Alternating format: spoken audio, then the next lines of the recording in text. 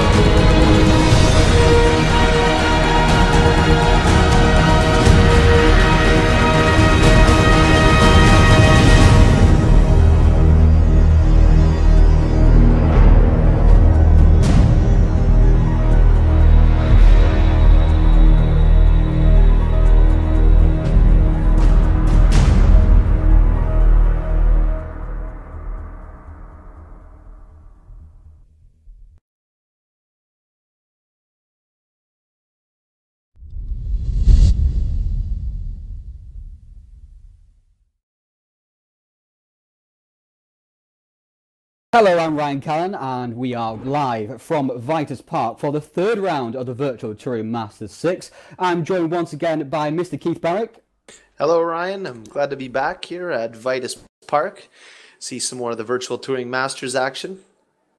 Yeah, we are here at a track that's been used several times before in the Touring Pro Series and always produce classic races. Keith knows all about those because he's been racing in some of them. We'll get onto those in a few minutes' time, but first of all we need to go into qualifying here. Drivers are already underway, setting their first flying lap, so let's go onto the track now, Keith. And the pace setter at the moment is this man, Toby Davis. No surprise there. No, it's not a surprise. Toby's shown some good pace, and I mean, if there's one car that Toby knows how to drive, it's that Sierra that he's driving right now, and you can see he's taking a little bit too much curve as he bends that lap there. We're actually doing some calculations for how many official race laps Toby Davis has done in the Sierra. You talk about how much he's used it. He has on the 10th lap of this race. He would have done 1,000 race laps in this car, official race laps. Wow. And you can probably times that by at least 10 for practice. And Adrian Holm is the guy who's joint first in the championship with Toby Davis, or winning a second each. And he's second on track at the moment. He was struggling yesterday. I was with him and he was just not quite finding the pace. John Monroe was quite a bit quicker than him. So look out for John maybe to be a bit quicker, but Adrian has improved quite a bit there. Yeah, he's great. He was incredible the last round out, and I think that we're going to see. Well, so I know it from her forum post we've seen some interesting strategies. People were discussing. A couple of people frustrated with making the right choice just said, "I think I'm going to go the entire race on softs." I think the Skylines are mainly going to go a no-stop on hards here, and I would be surprised if Toby Davis does anything different as well this time around. So we may see a more even though it's a shorter race and there's a possibility of some drivers taking mediums because they won't wear quite as much. I think we may see just drivers just taking the conservative route of the day, the conventional route.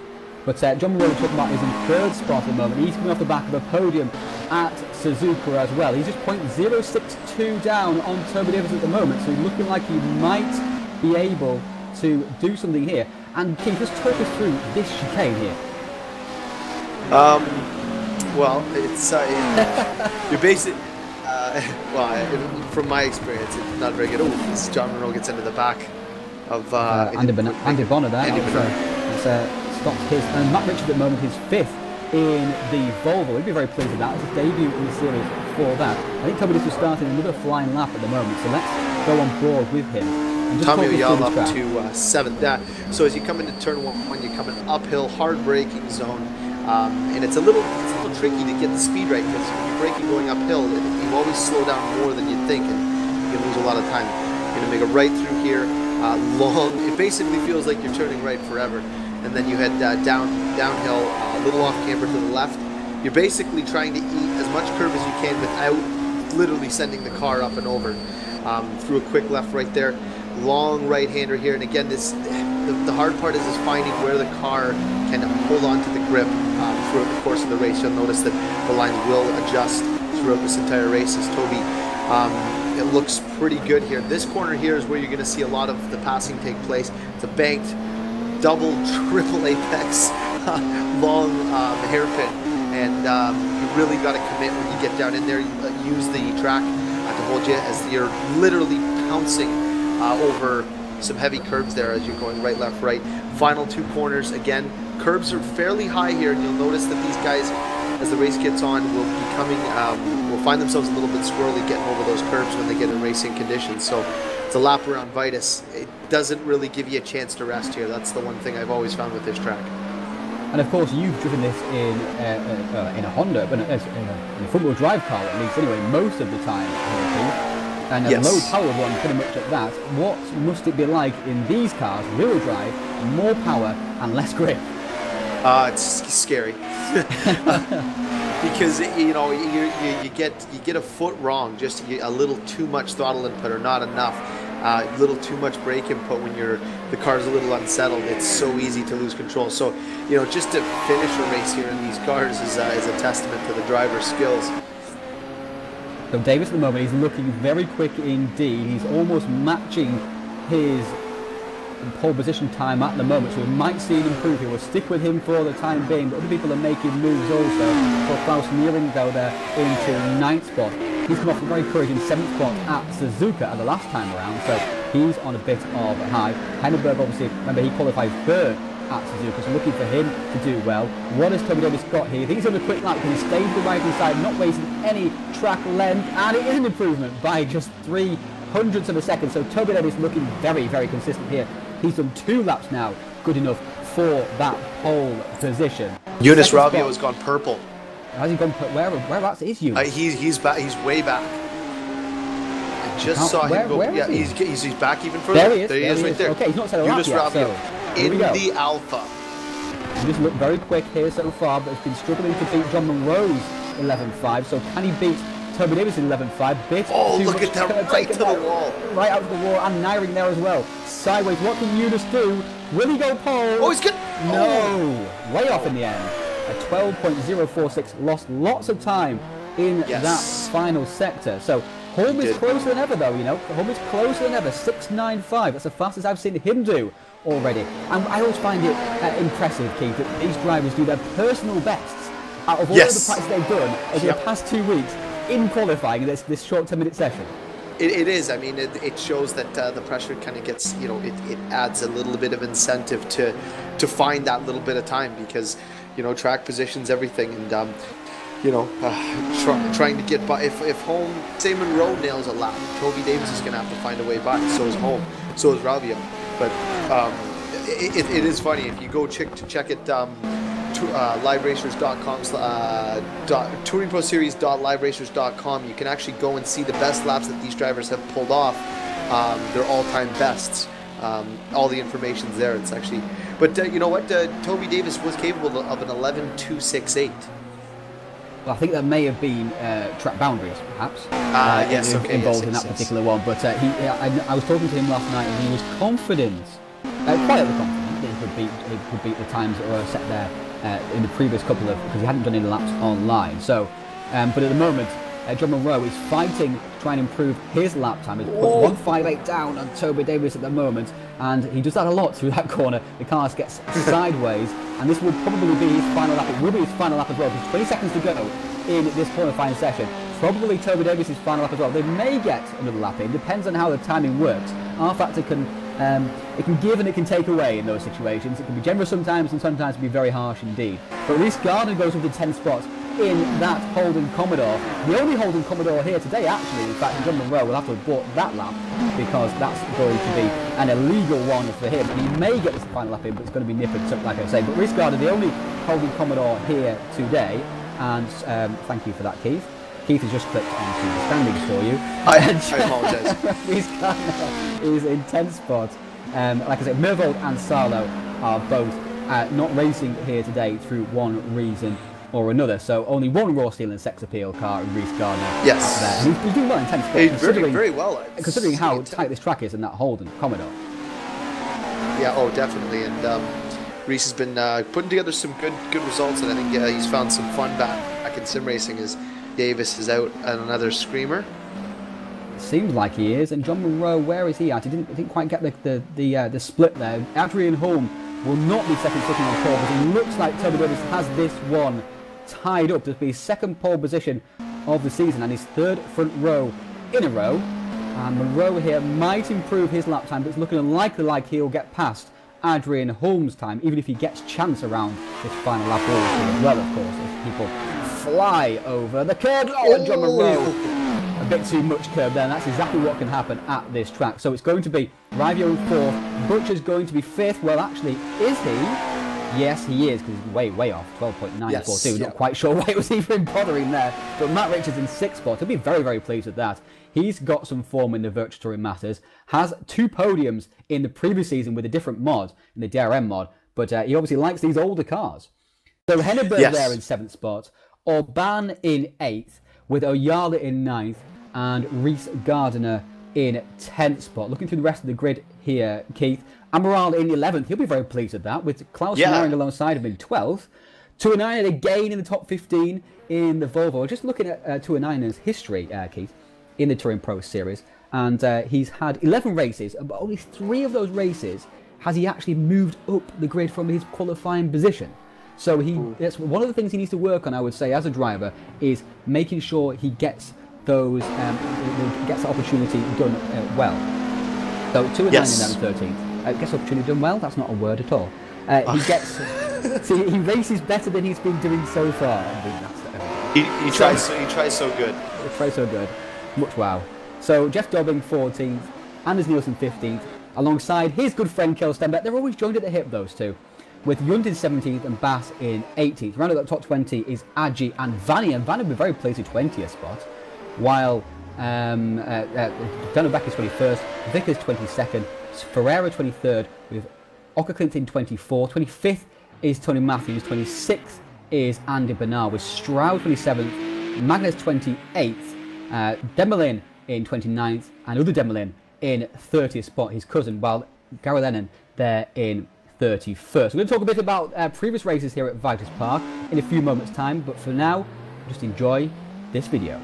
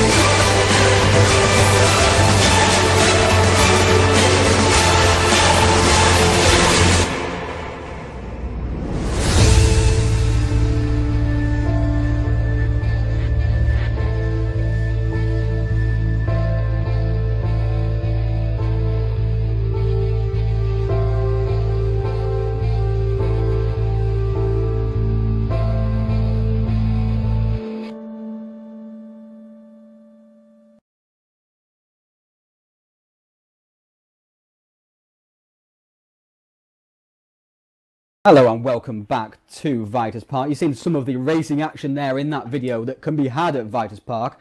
And one driver who has had first-hand experience of that is Keith Barrick. He raced here in ATCC twice and of course spectated it in the Virtual Touring Masters back when we ran here in Season 2.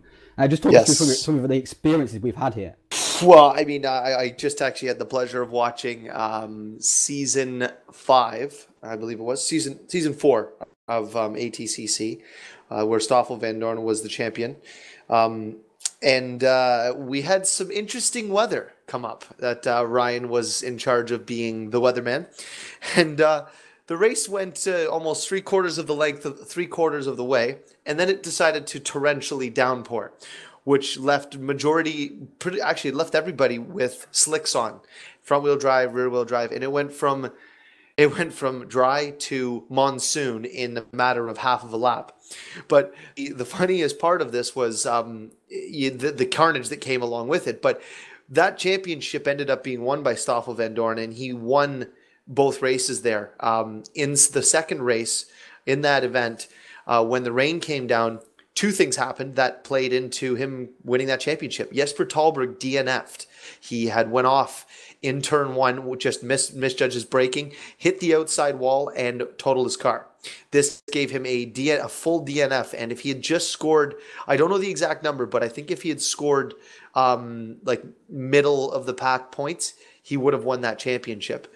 Stoffel Van Dorn, however, in that race was mere inches away from Gary Lennon, who had lost control in the rain, and Gary had just managed to escape himself out of that car and get back to the pits. And I remember hearing Ryan and Toby just screaming at the top of their lungs for Gary Lennon's magic trick he pulled off.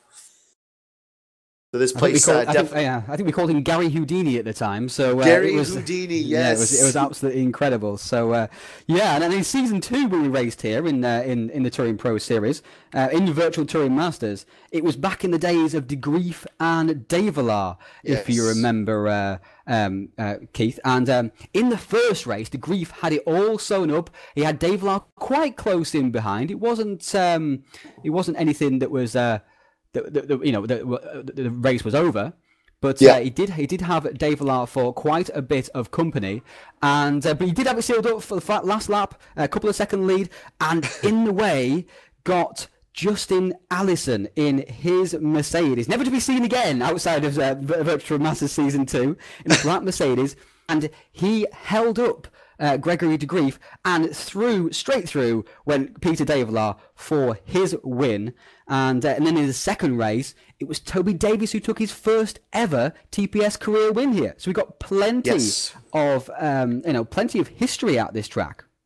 Yes, absolutely. And I mean, Toby's come a long way from that first win. I mean, he's one of the most decorated drivers here at Touring Pro Series. And I think that this particular championship means a lot to Toby.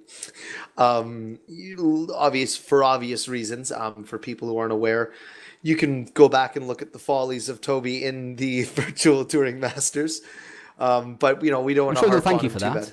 Well, no, I mean, and here's the thing. I mean, we're probably going to put together some type of video just to showcase. Celebrate.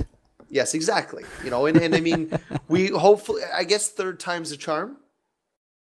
What do you say? You never know. You never ever know. He's been at Bathurst more than 3 times now and crashed plenty of times. So it could be something that's going to be close. Yes, absolutely. Well, I guess we'll find out. I mean, perhaps he doesn't want to be leading the championship going to Bathurst, but we got a long way to go between now and then. We have indeed, and we will get into the race here in just a few moments' time.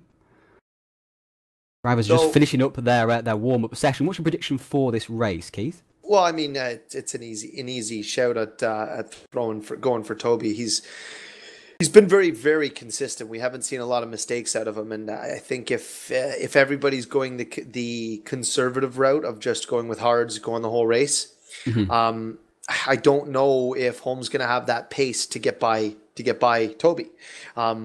However, if there is a mistake, Toby gets a little bit off track, maybe loses his composure a little bit. It could become a battle of Monroe, Ravio, but it seems that Davis and Holm, two front runners. I'm going to go with Davis for my pick. It's probably the safest pick I could make.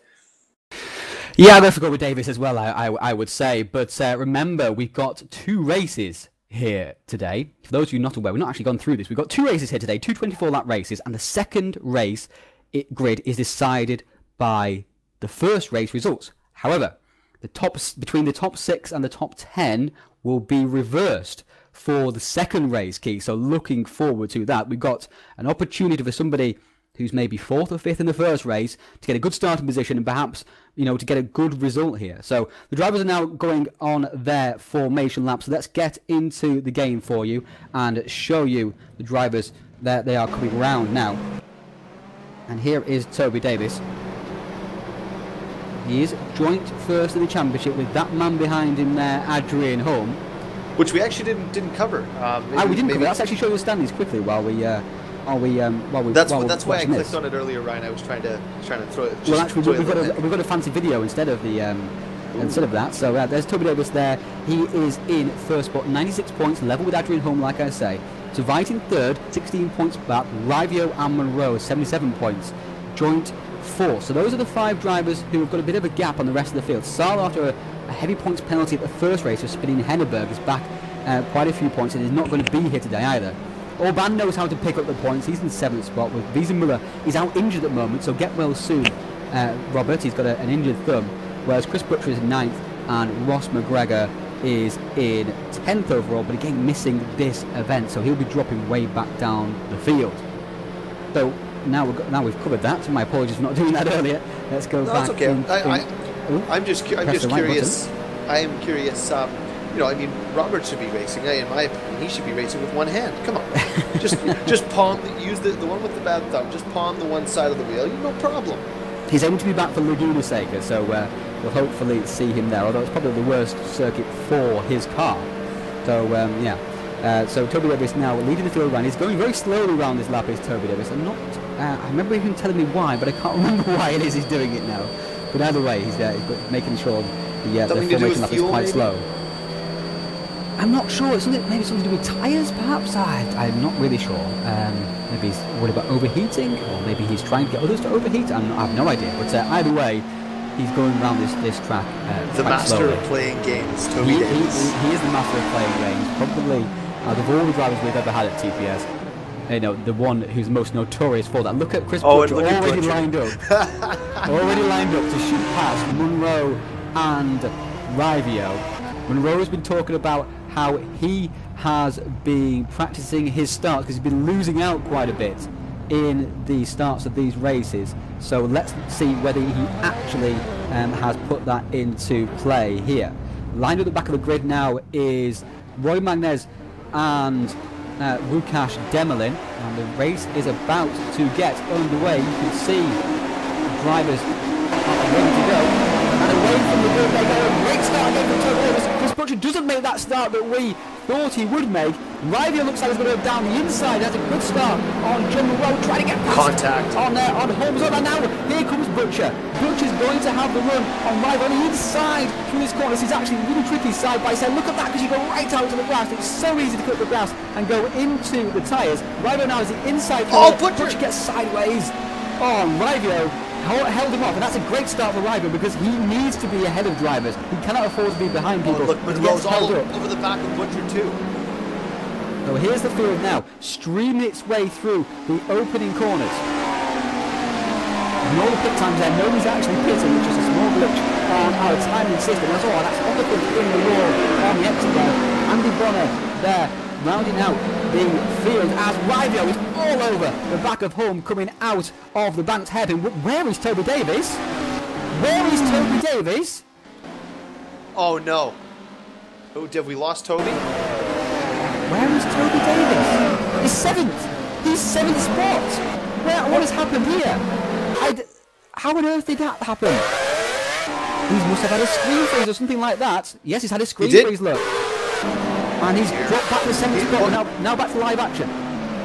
he's back. I mean, usually, so, and you know the funny part is in that exact spot there, Alexander Lawrenson in race 1 in ATCC had the exact same thing. Still managed to continue racing them. So that was that's a little unfortunate for Toby, because this is the mistake that can cause a cool head to arm up. Well, Toby has had this problem in rFactor and Game Stock Car for several seasons now. I'm surprised he hasn't sorted it out. But leading this race now is Vitus Parc. He's going around the outside of Adrian Holm, around those Swedes and Holm, back down the inside. Rivio decides, right, I'm going to have to block this now, because now here comes Adrian Holm. He's going to have to power off the corner. It's not going to be a long enough straight. Rivio is in the lead and on for his first Touring Pro Series 1 king. Pro Series 1. Touring Pro Series win. Oh, look at this. I'm not sure what tyres he's on. He might be on mediums. But the Alpha does not use the tires like most other cars. That is the benefit. And I mean, it's nice to see the Alpha up front here leading these. You know, we've got a Skyline, we've got a Cosworth, and followed by, who's that? Oh, that was an aggressive chop there from Vitus. He just held on to the position. He had messed up the chicane, not gone very fast through there, and allowed him to get the run, but he braved it out on the brakes. And Holm has to settle for that second spot once again, but he's putting Rivio under huge pressure here, Keith. Oh yeah, he's got a mirror full right now. But like, I mean, Ravio's driving that Alpha. Ravio seems to suit that Alpha very nicely. We saw him run very well in the last round, and seems to be just driving very, very clinically at the moment, because he's pulling away from Holm. And this is an underpowered car compared to what's behind him. Absolutely, there is actually 100 brake horsepower difference between the two cars.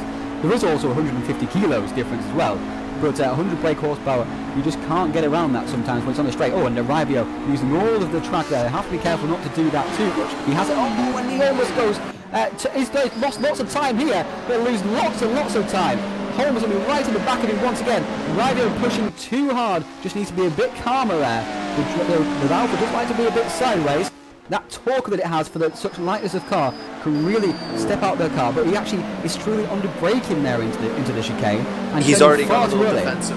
He's already got a little bit defensive, and it's not the time to be doing that. You're almost better to just put your head down and just drive your line.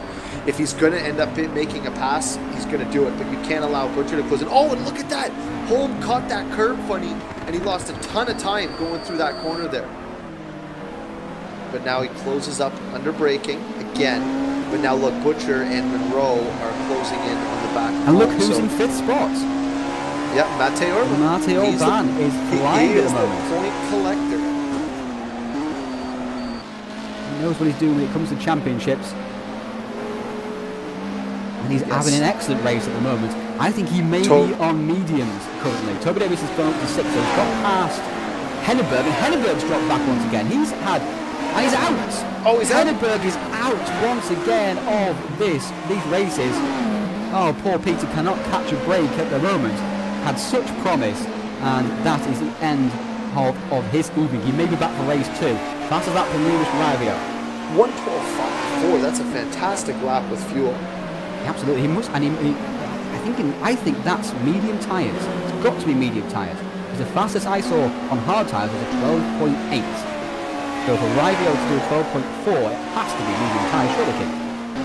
And if it is, he has to build a gap now. Is he going to need to pit? That's the question. Well, if he is going to need to pit, he's not going to be good enough, because at the moment he's only pulled out 0.7 of a gap on Adrian Holm.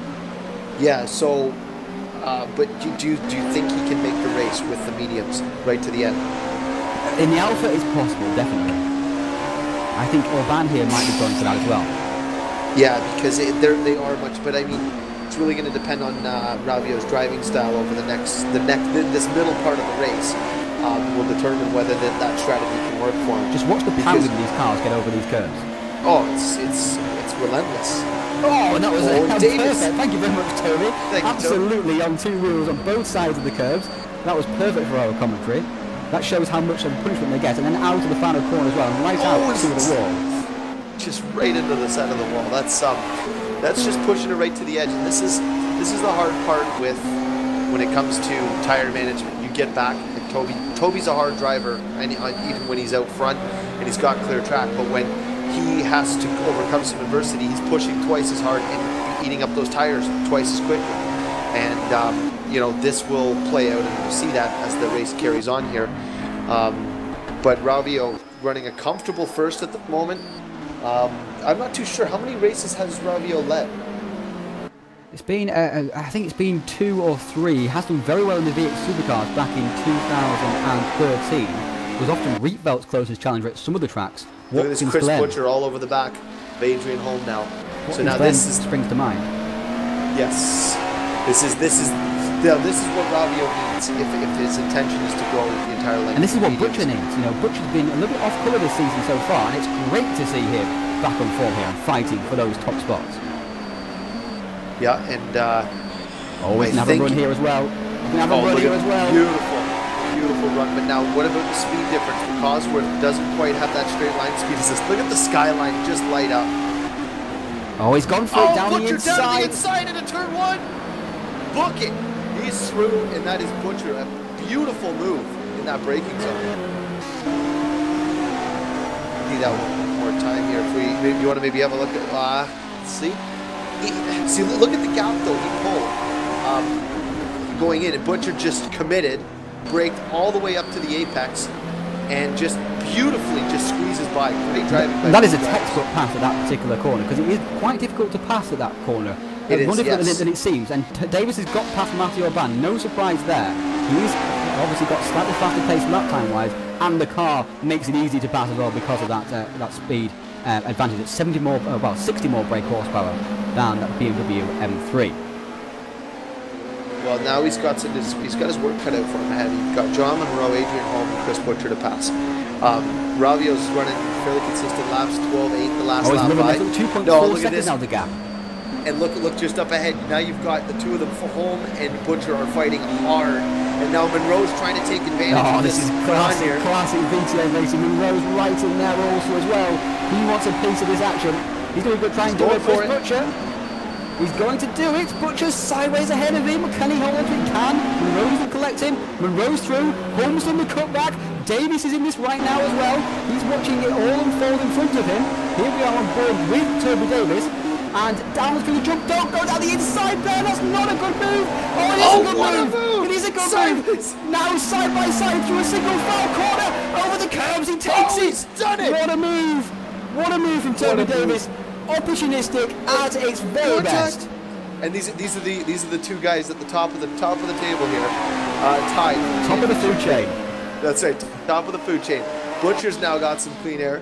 Davis got Monroe just in front of him now, but you can literally hear the tire or the rubber peeling off Toby Davis's tires at the moment.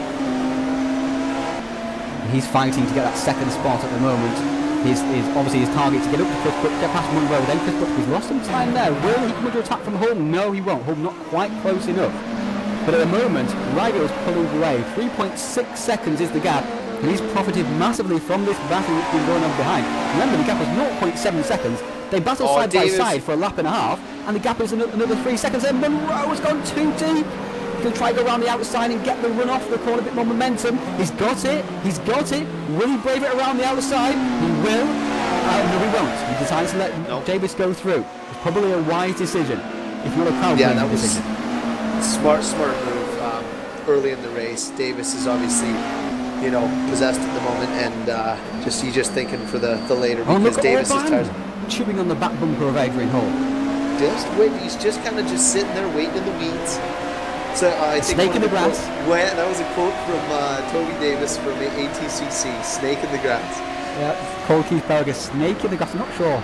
It was complimentary at the time, I'm pretty sure, but it's not out of context. But Matthew Orban is just lying there. He's a hunter at the moment. Yes. Now that they've spread a little bit, let's just go back and have a look through what else is happening here. As we've now got to the 9th lap here at Vitus Parc. You can just see how difficult it is. And that corner is blind when you're riding in the car. You don't even know where you're going to end up once you go over the curb. And that's the scary part. And Reese Gardner actually posted a very funny picture of his car airborne. And to get a hold an airborne, you generally need a crane. And he did hashtag it just Vitus things as well. Yes. There's a very neat picture on Facebook. But that's the field for you. Those are the standings. Stroud out of the race, so he's 2-9, and so he continues his moving backwards from his qualifying position. Unfortunately, he's known as the real Yuha, Keith. The real Yuha. The real Yuha. Is that his handle on Twitter? No, it's just the real Yuha is his handle in TPS. The real Yuha. All right. I like it. The fake Yuha is Yuha Makiyuki. So he's raced a couple of times at TPS as well. So we've got the real Yuha and the fake Yuha. They're both racing VTF. Yuha 2-9, and the real one is racing at the moment. This guy is on course for a dominant victory here at the moment. It's 4.7 seconds the gap, Keith. He is flying. If he is, he just did a 1:12.5, by the way. So if he is on mediums, it's not slowing him down at this point. And I was not going to expect. I was not expecting to see Ravio be this dominant, because I mean, even Toby Davis isn't matching his pace. I don't think. I'm going to quickly have a look at the live timing and see where he's fallen in line with his lap times. Davis did last lap a 1:13.3 while battling. So, well, actually not while battling. That's his only clean lap pretty much so far that we've seen for a few laps in this. 13.3 was a clean lap.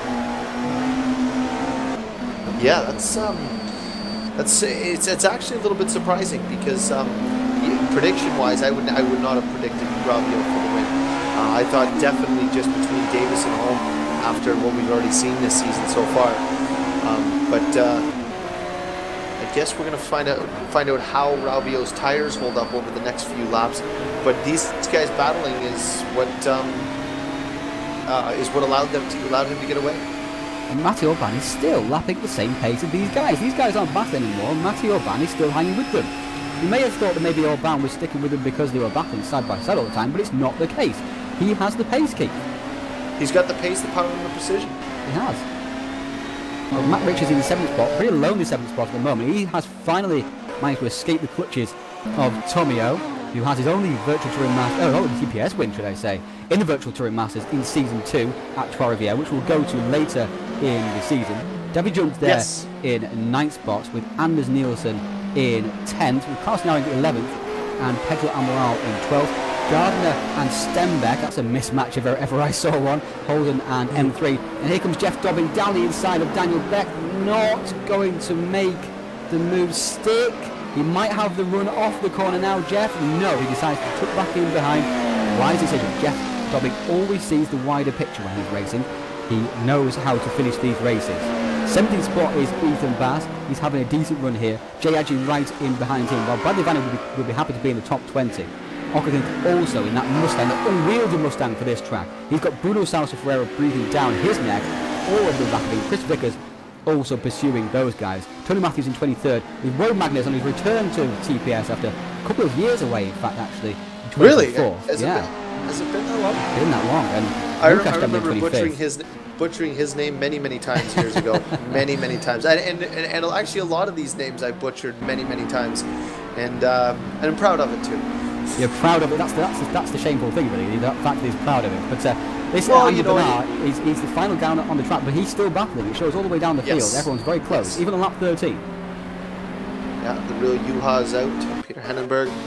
So we are now approaching. We're about just past the halfway mark. Butcher's gone. Butcher has gone. He's gone back to 5th spot. We've missed this. Unfortunately, we won't be able to get a replay because we were far down the field.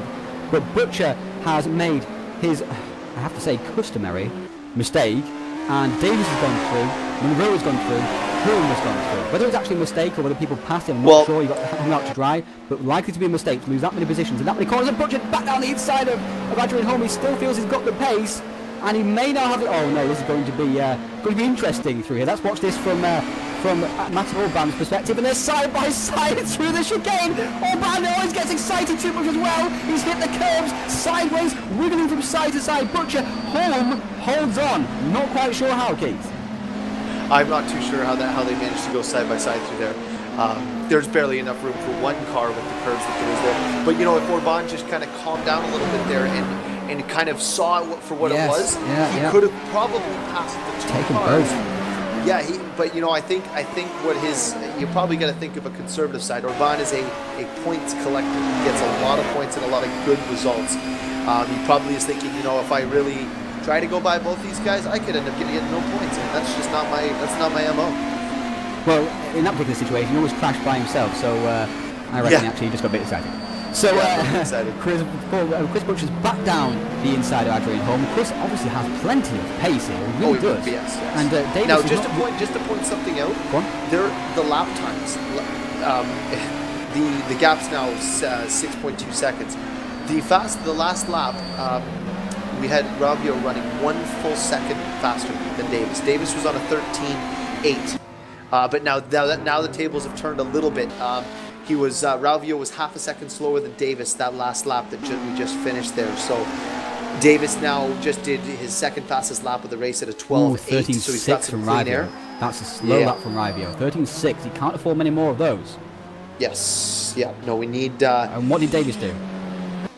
Davis did a 12.8, so he took a massive chunk of time out of Ravio. So. But the thing is Davis now has some clean air. He can start banging off a couple of good laps here. But how bad are Ravio's tires going to be if he did go with a medium? And we both kind of concluded that he went on a medium tire to do a 12.4. Because Davis... He must have done, surely. Yeah, Davis, if you took hard, you said you fastest you saw was a 12.5. Davis's fastest lap is a 12.69. And that was when he was out front on his own, fresh rubber, everything. So... we could see this closing. Look, now it's down to 5.8 seconds. So it's closing just a little bit. But Toby's going to have to just get on it and start whipping that horse. It's 9 laps to go at the end of this lap. So it will be on for young and old at the end of this race, I'm feeling. And you want to stick around for the end of this race because Ravio will probably be under pressure in the final couple of laps from Toby Davis and won't have the tools to defend as much because he doesn't have the power. No, Magnez was doing well, and he's actually back down the field now. So he's made a mistake. And Davis, how close is he to putting the wheel on the grass there, Keith?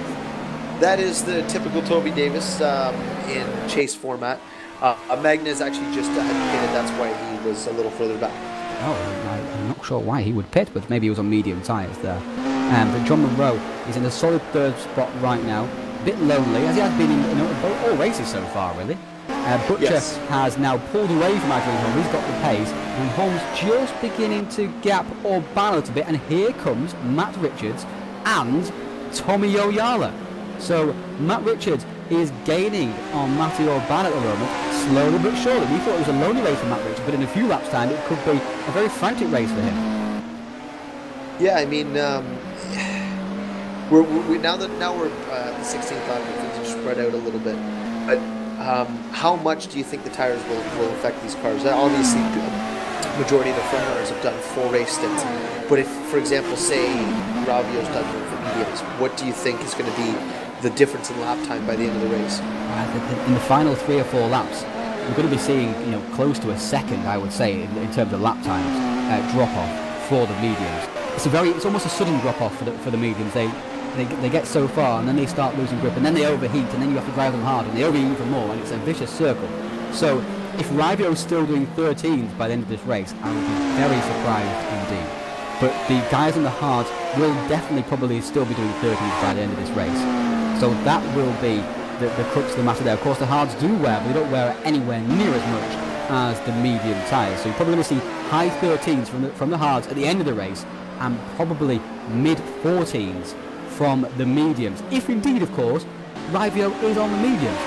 Yeah, we might be wrong. He may be on the hards, and we're just doing a disservice by not believing the lap time he produced. No, and you know what? I actually think that Ravio was maybe hiding some of his race pace because it feels to me, the way this feels, that he's like stunning everybody, the competition with his pace because he hasn't really turned the wheel wrong. Toby did make a mistake early on. Well, not a mistake, sorry, he got a little bit of misfortune.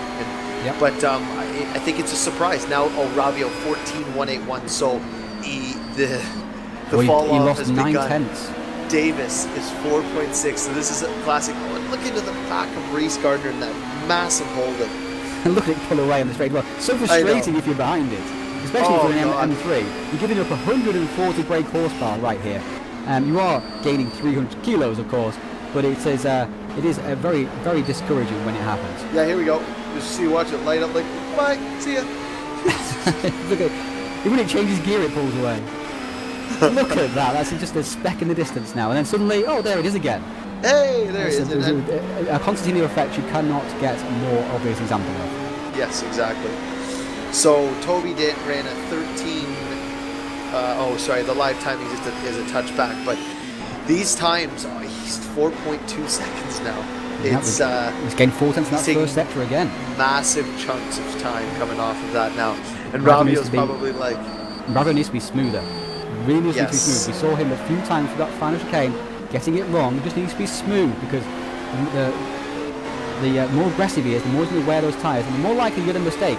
And when you go for a fast strategy, you cannot afford to make mistakes because it just erodes any of that strategy that you've got. I've known it before when I've raced against William Levesque in season 2 of Clio's. I knew that if I was going to shred the tyres, I had to be perfect through the first 10 laps of the race. I couldn't afford to make mistakes because you're going to go for the strategy where you pull out a gap and then you can't afford to make a mistake where that gap is then eroded. It's back to 3.3 3.3 seconds. 1.3 seconds he lost on that let's ride on board with Ravio and let's see what exactly is going on. Did a 13.9 the last lap by. That's a decent lap time though, but Davis must have done a 12.6 on that lap. He did a 13.1. 13.1. Okay. Yeah, I mean, it's just not enough through there at least. So if he can keep maintaining mid-13s, that's where he's got to be because that's what Davis is going to do, I think, until the end of the race with his heart. Right into that wall there, just up, not wasting any track. And of course, he's the first person to come up to these back markers as well. He's not lost any time through that middle sector. He's lost another 6 tenths in the final sector. Wow! So down to 3 seconds. He will be on him within the next 2 to 3 laps. And it's 5 laps to go, including this one. Okay, what do you think? Make a prediction here. I'm gonna say Ravio holds on. Ravio holds on, okay. That's 2.7 the gap. Oh, boy. Can I rescind it?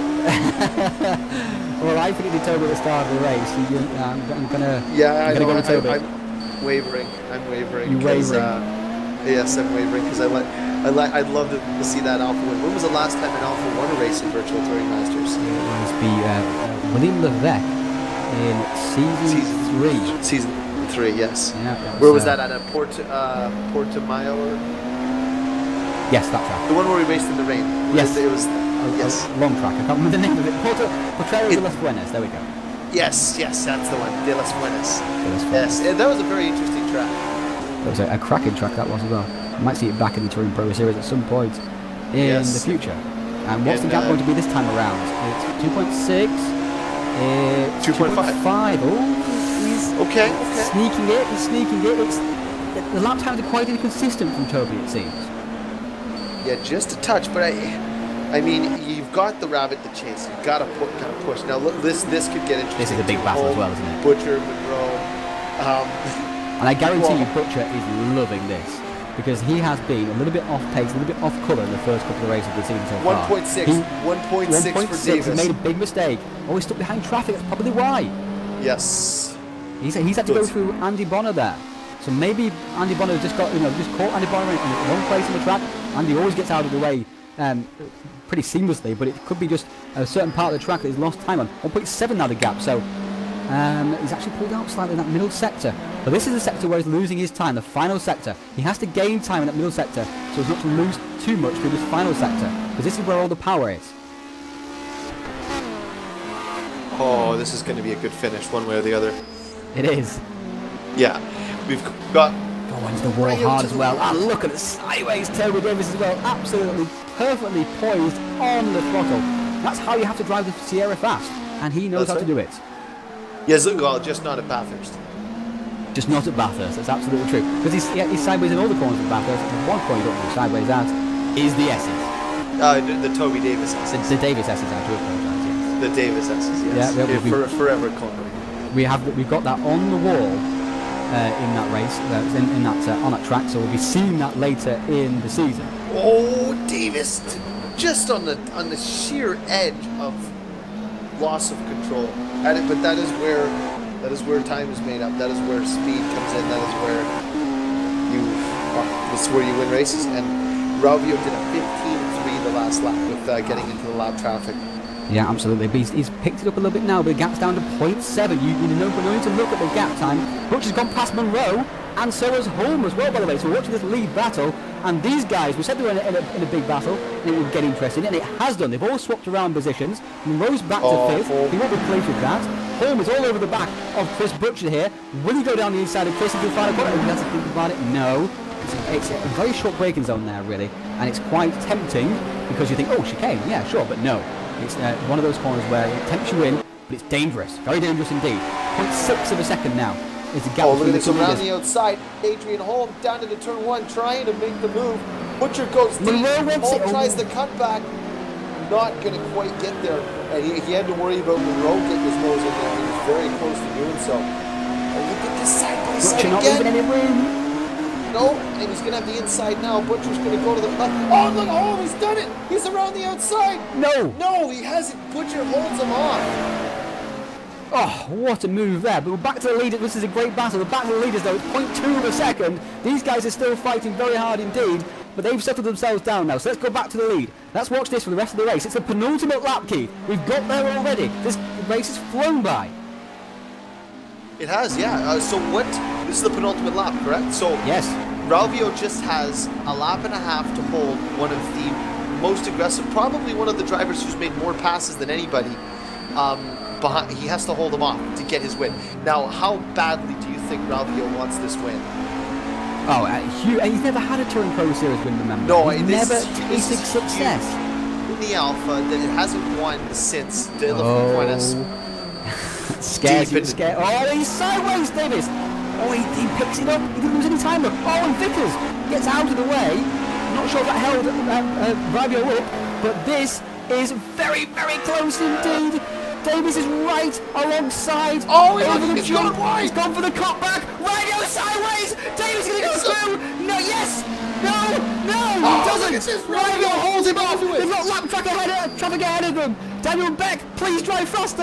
And Ralvio now is the inside here. Davis around the outside. Trying to attack. Ralvio now he's going to have the power down the straight. Really going down the inside. Ralvio sideways. Look at this. It's incredible stuff. For dear life. Oh, this is it. Okay, all he has to do is hold the apex, block the drive off. Davis trying around the outside. Ralvio squeezing. This is fantastic stuff. There's nothing left. Contact. He's spinning! He's around! Ralvio is spinning! Davis is going to take the win! Ralvio rejoins! Will he get ahead of Butcher? No, he won't! He's sideways again! Look, Warren's trying to get going! Davis will win this race! Toby Davis takes the win here and flashes his lights across the line! Incredible stuff! Butcher wins! Holm in first spot, Ralvio spins across the line in fourth, and Monroe in fifth. What a finish we've got here, Keith. That was incredible. But the question marks will be, Keith, did Davis unsettle Ralvio enough to cause that spin? Yes, that is the question. I know he did get him a little loose, and we saw a lot of car control that was very difficult for Ralvio there in that last lap. I mean, just to hang on, you saw he was on the ragged edge. But it will be a question of, did he get him to the point of like out of controlness going through that the final couple of corners there where he's up over the curbs? Because once the car is unsettled and you have to corner, if he didn't get there by his own means, then that would be means to penalize Toby. So that'll have to be looked at after. But I mean, what a spectacular finish. Very unfortunate for Eunice because he had done everything right just to the end, and he was just a bridesmaid this time. Just a bridesmaid this time, unfortunately. And he finishes fourth as well, not even a consolation prize of that second spot, which would have equaled his best result in Touring Pro Series. But that was absolutely incredible. I was on my edge of my seat through that final lap, and Davis looked each way. It looked like Ralvio had it, but that tap, didn't look to me like it disturbed Ralvio enough. But that would be something obviously for the stewards to decide. Oh yes, it's a lot easier to see when you watch it back. We're watching it live, and different angles and so on and so forth. But what a run. We've got another race coming up here. So if you're watching at home there, just hang tight and grab yourself a bite to eat. We'll see if we can't duplicate what we just saw. Yeah, we'll be back in just a couple of minutes' time with a reaction from myself and Keith, and then we'll show you some action from Suzuka also.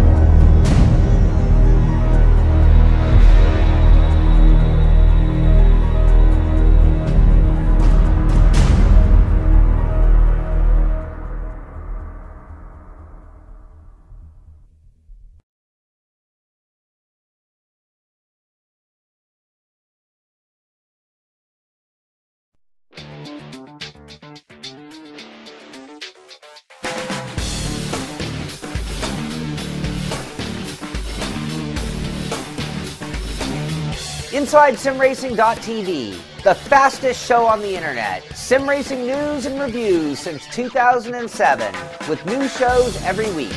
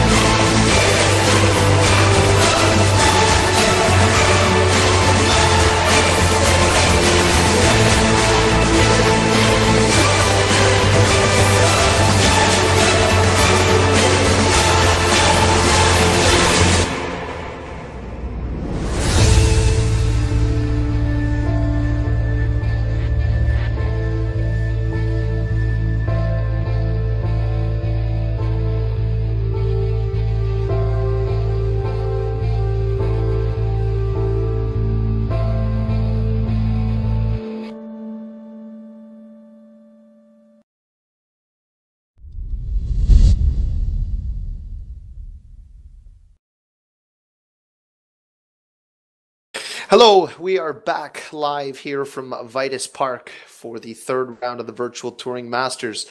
We have just finished the first race of this event, and we saw some excitement definitely coming down to the line there. Vitus Ravio was mere corners away from taking his first Touring Pro Series victory. The battle was heated between him and Toby Davis coming down to the final lap. Ravio, we actually just during the break here, we had a chance to talk with him, and Vitus, first when we hopped into team chat room there, Vitus's response was, and rightfully so. What he's feeling is he was that close, and the battle between him and Toby was very, very close. Ravio had decided to go with mediums for the entire race, and by doing so, it put him at risk at the end there. While defending, pushing hard, just the grip just wasn't there, and you could see it all through the last lap. And if you did miss that race, you can see this broadcast as soon as we're done at youtube.com/TouringProSeries. But Ravio was battling hard with Toby. Toby had come on pretty hard, and Toby just got into the back of him as they were coming up to the fast left, right, left. Right, left, right, that is near the end of the track. It's basically the penultimate corners. With Toby on his backside, Ravio slid across the track to try to set up for the corner, and what happened was Davis's car being there and the lack of grip in Ravio's car just sent him just a little bit uneasy going into the curbing. And once your car is off a little bit, it's very difficult to control. It's hard enough to control when you have full grip in the first place. But in true sportsmanship fashion, as I was talking with Vitus, Toby also joined in and just apologized. He said he wasn't sure if he had caused that. Ravio wasn't 100% either, but it will be obviously viewed at by the stewards. But I mean, it's great to see the sportsmanship of Toby Davis to immediately go and talk with him. And Toby he said, there was no intent to put you off. But that's just, when you get racing that close at the end of a long run, tires are down, adrenaline's up, cars are, fighting for inches. Something like that is able to happen. And unfortunately, Vitus is going to have to try one more time here to see if he can get himself his first ever Touring Pro Series race win. But Toby Davis, with taking that provisional win, prior to obviously the stewards, this is unofficial. This would actually put him in it would give him a little bit more of a lead, or actually take the lead right out over Adrian Holm, who is at 121 points as opposed to Davis's 126. Ravio, with his good finish, is at 100 points, but we'll see if there's anything happens with the stewards after. Once it is official and everything has been viewed, we would have the final results posted up at results.touringproseries.com. Monroe, with another solid finish, sits in the 4th position. Butcher is back in the 6th position. So it's tied up at the top. Holm, Davis. I was very, very surprised to see that Vitus came out of the gate and just was able to put himself in a position to win that race, because I didn't see that being there. But needless to say, we've got another race coming up here. We've got 1 minute and 20 seconds left of warm-up. We're just getting ready to get... Well, the top 8 have been reversed, Keith, as well. Yes, top 8 have been reversed. So that would put... Obviously, Ravio will still be in the 4th position. So I'm actually a little interested to see how this plays out, because if Ravio can have a quick start, get ahead, which will be difficult in the Alpha because it's not easy to pass in that Alpha. There's just a lack of power, and we've seen that. We've shown how fast the Holden can be that Reese Gardner's racing in here today. Skylines have incredible straight line speed, but Ravio clearly able to take that car and put it around this track at a consistent speed that was enough to nearly top this entire field. So with 37 seconds left to go, we will be back on track in just a second. So I'm just going to quickly play something for you. We'll be right back.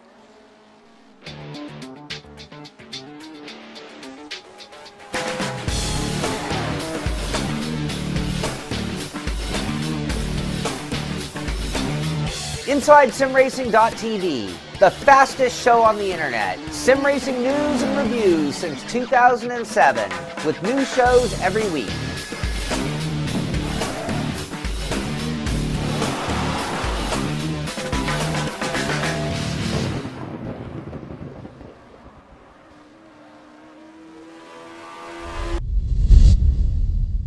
going to go there.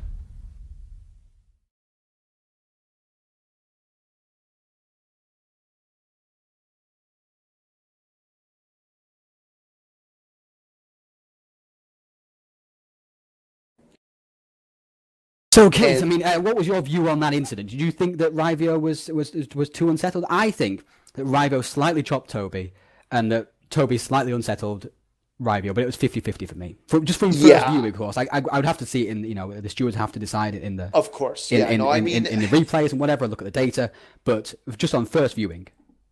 On first viewing, it does look like Rivio was unsettled in a spot that needs a little bit of caution. And the problem, would Rivio have been out of control prior to going in if there was not contact?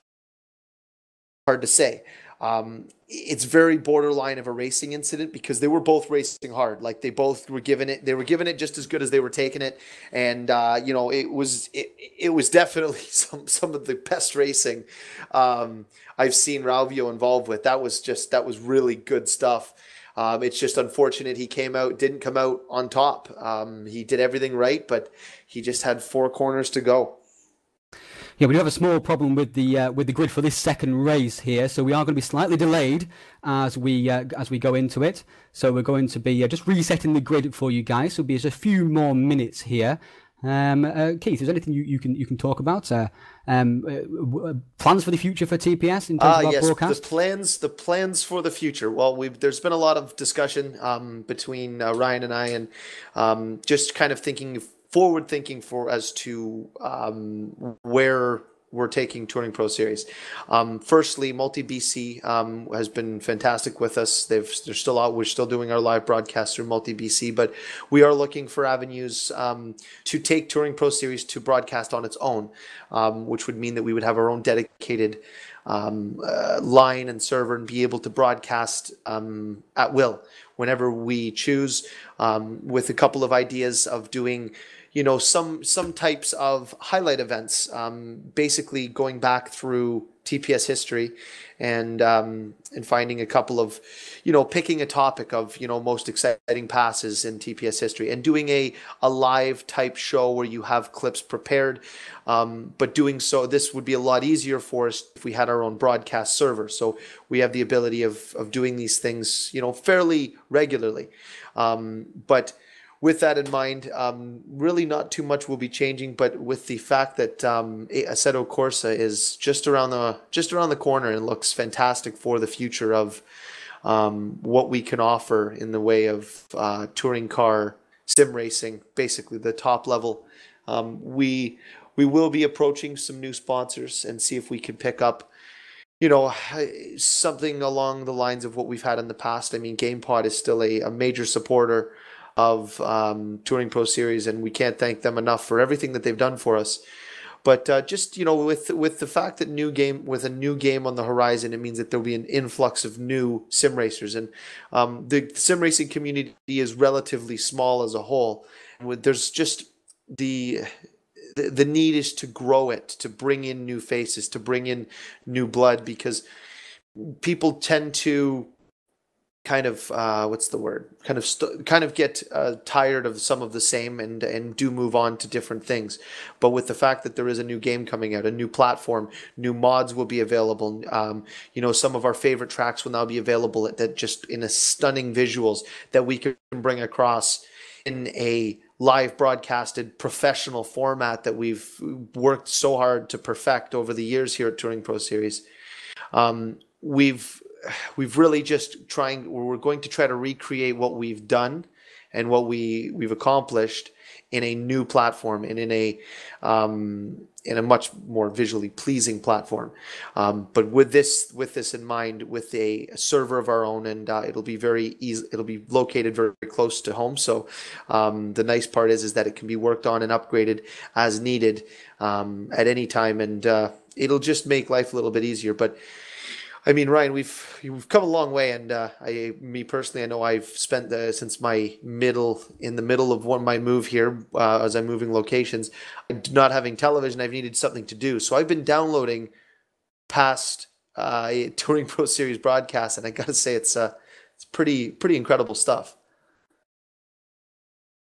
So, but the plan would be, obviously we're always open to ideas for what Touring Pro Series is willing to put out there. So if there's any, ideas that anybody that is, is watching, a fan of Touring Pro Series, racers alike, that would possibly, you'd like to see something come across, by all means, put a suggestion in the forums, and we would look at trying to put that together. But we can always use a hand. Obviously, this is a volunteer job. None of us get paid. Ryan works countless hours. I seem to show up when it's convenient. But the difficult part is that creating the content that we want and the quality, it does take a fair amount of skill, and we're always looking for skilled writers, skilled video producers, who would like to showcase some of their work on a very, very large platform. So if you have any interest, again, you can very easily get in touch with us on our forums or at touringproseries@gmail.com. That email would, if you send an email, we'd be happy to see some of your work, and we can definitely work with you and try to utilize some skills and put together some incredible features that we can show on our live broadcasts. But we're still working on the grid for the moment, so I'm just going to play. Just done it. I do apologise, Keith, but No we're worries. going to be racing in just a couple of minutes' time here. So we'll play a quick video for you guys, and then we should be back to racing pretty soon. Apologies for the delay. No worries.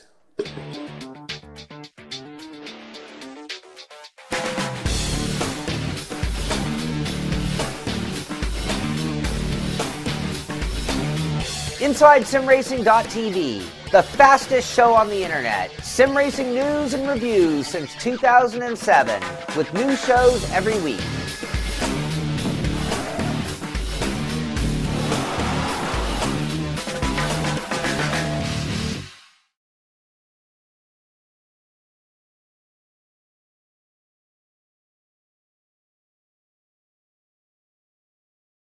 Okay, we're going to go racing here in just 1 minute's time. But coming up this season, we got Vitus Parc. It's just round 3 of 9 rounds, Keith. And we've got 12 races this season, because we've got double header coming at Laguna Seca and a double header at Pukekohe Park as well, to addition to this double header here. Any of those tracks stand out for you that we're coming up to? We've got Salzburg Ring, we've got Salzburg Panorama. Salzburg Ring is stunning, isn't it? Yes, it is. It is stunning. It has a warm place in my heart as the first place that I've ever commentated on my own. It was very, very exciting.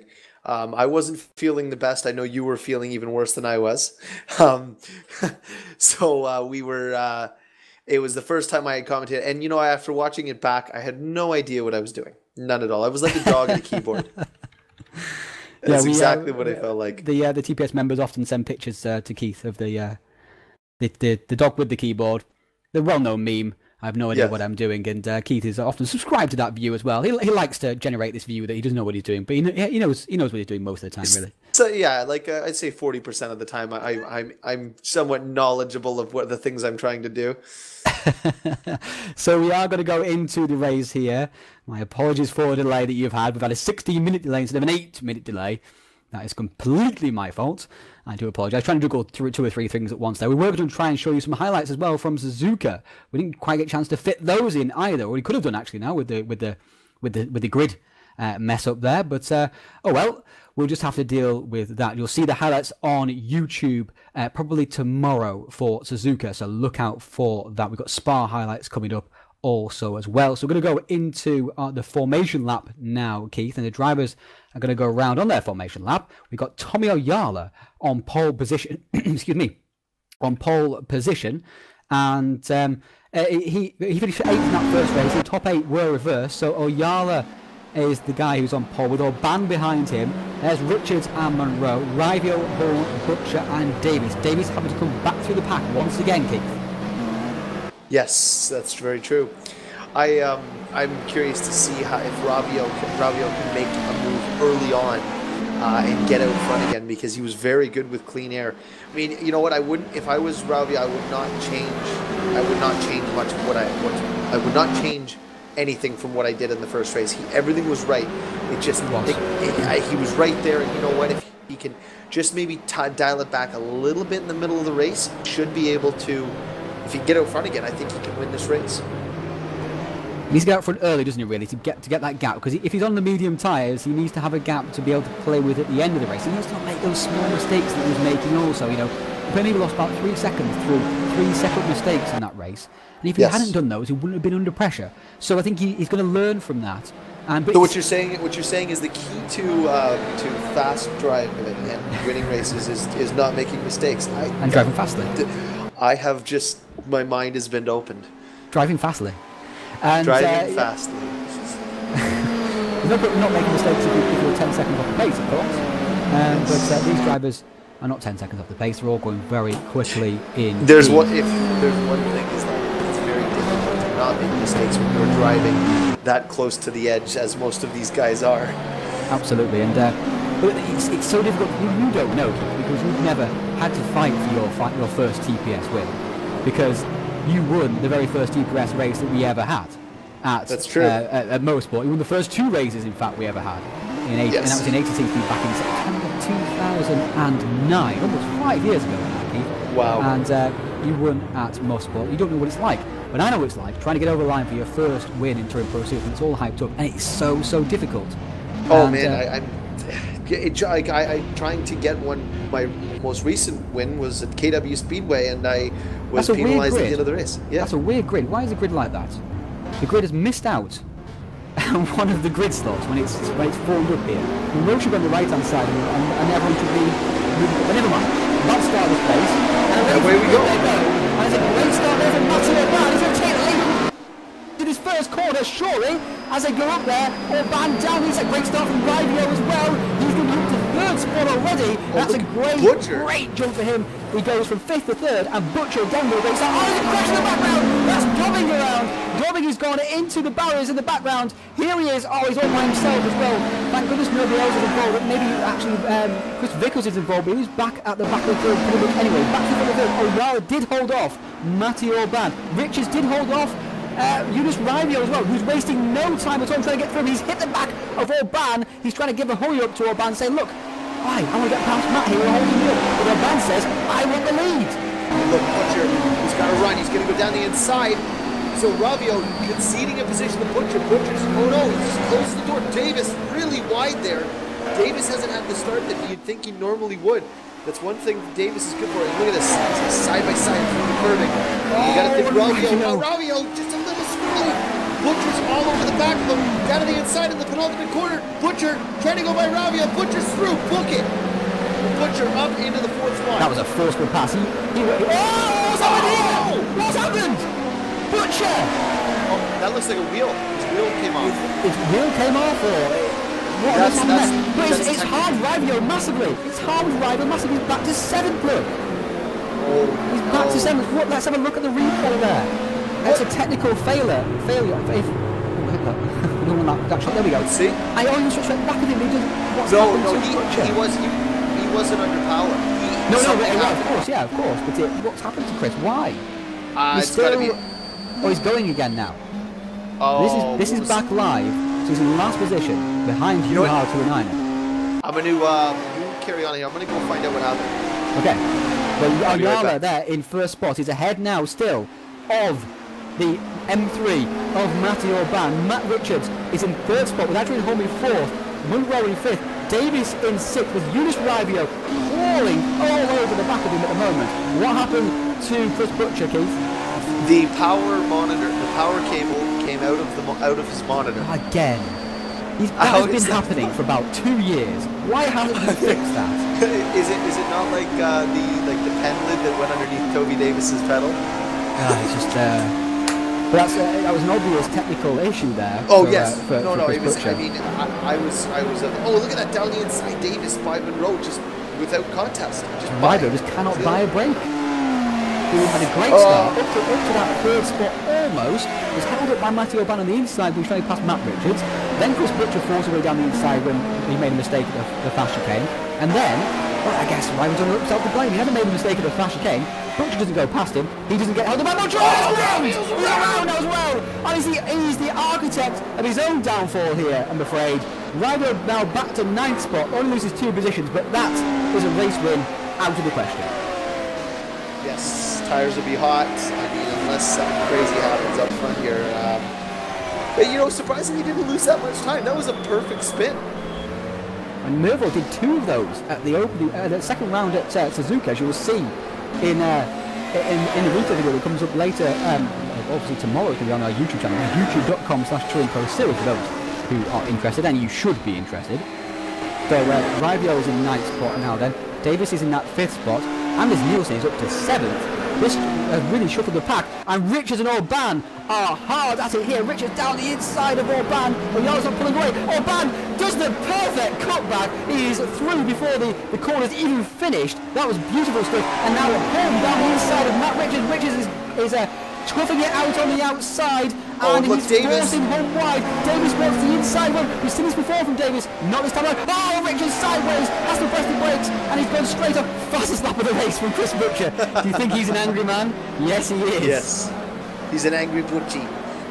And Richards is now back to 6th spot with that mistake. Let's watch that on the replay. What exactly happened here? Did he get a tap? No, he just sideways by himself, had to press the brakes, get out of it, and go straight across the grass, and he loses the position to Monroe as a result as well. Such are so costly the mistakes here at Touring Pro Series. That small mistake there cost him 3 positions.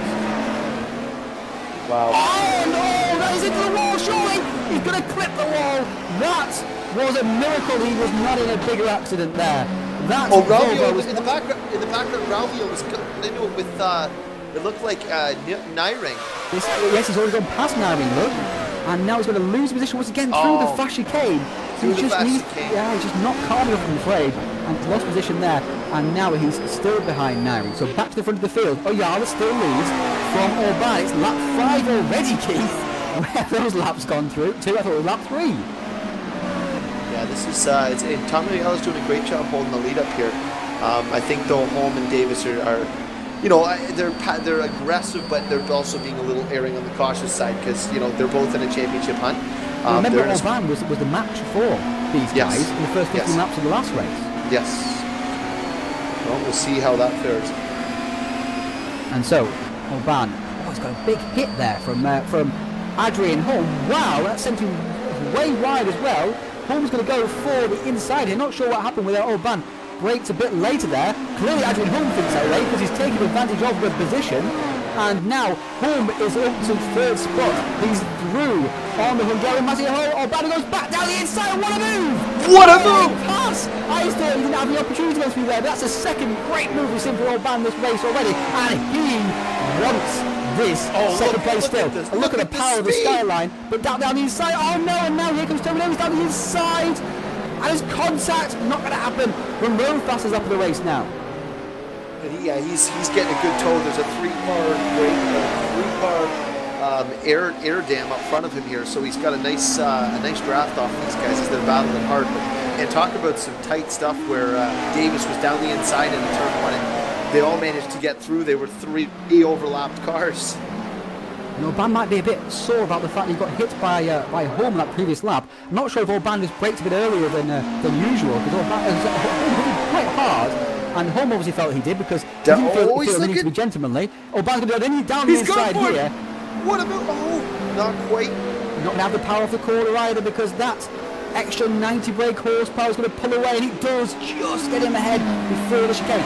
Now here's Orban's chance though. He has to get a good run through here. Oh, and there's Richards again on 2 wheels through that chicane, and now this other chicane, and this should be Holm pulling away now then, because he's got the power down the straight, and Orban will have to defend here from Toby going down around the outside. Look at that power. He's just a sitting duck.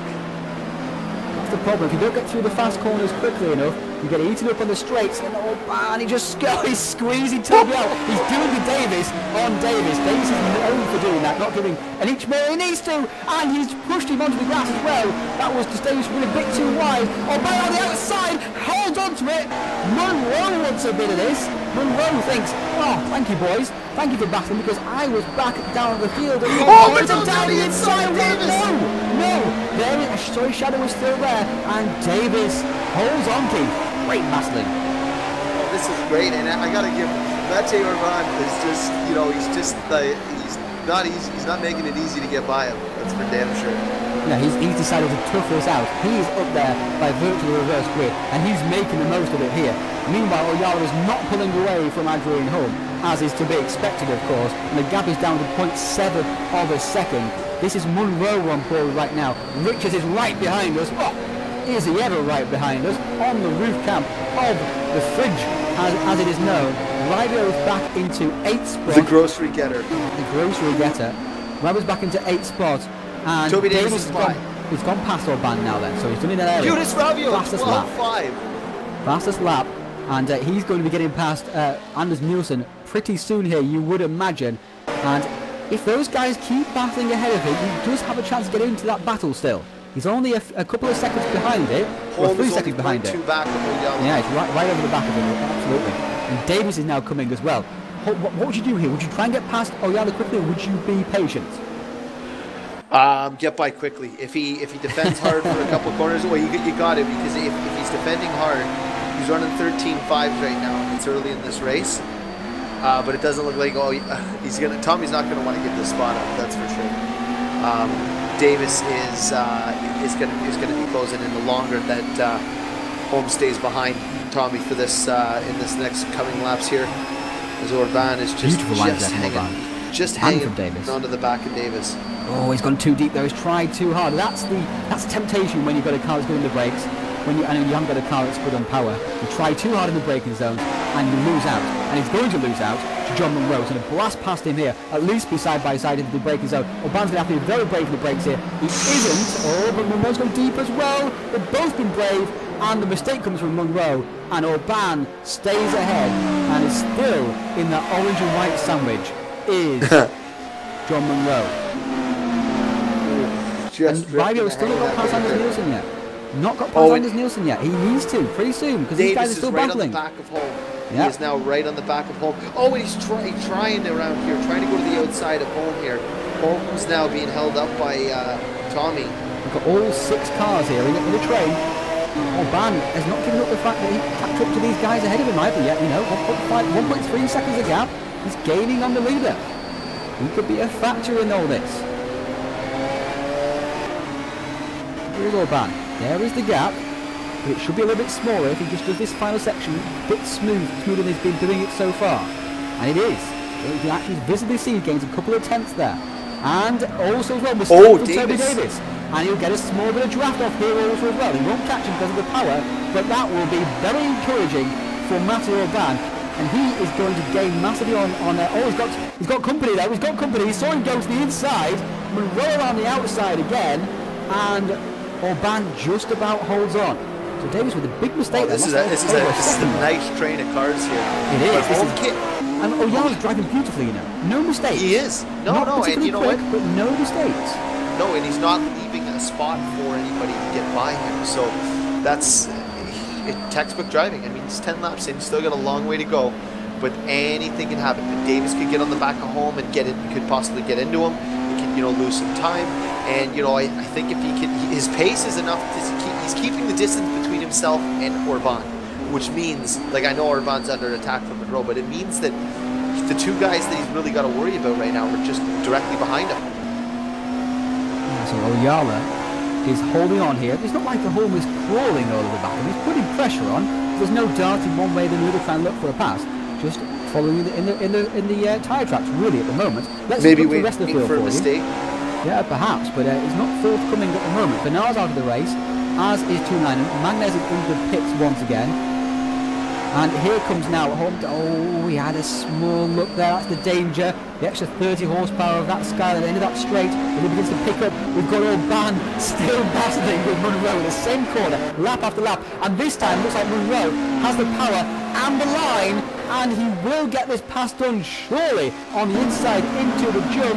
Monroe is desperate to get past here. No, Orban holds it off. Beautiful move from Orban. He is driving absolutely superbly here.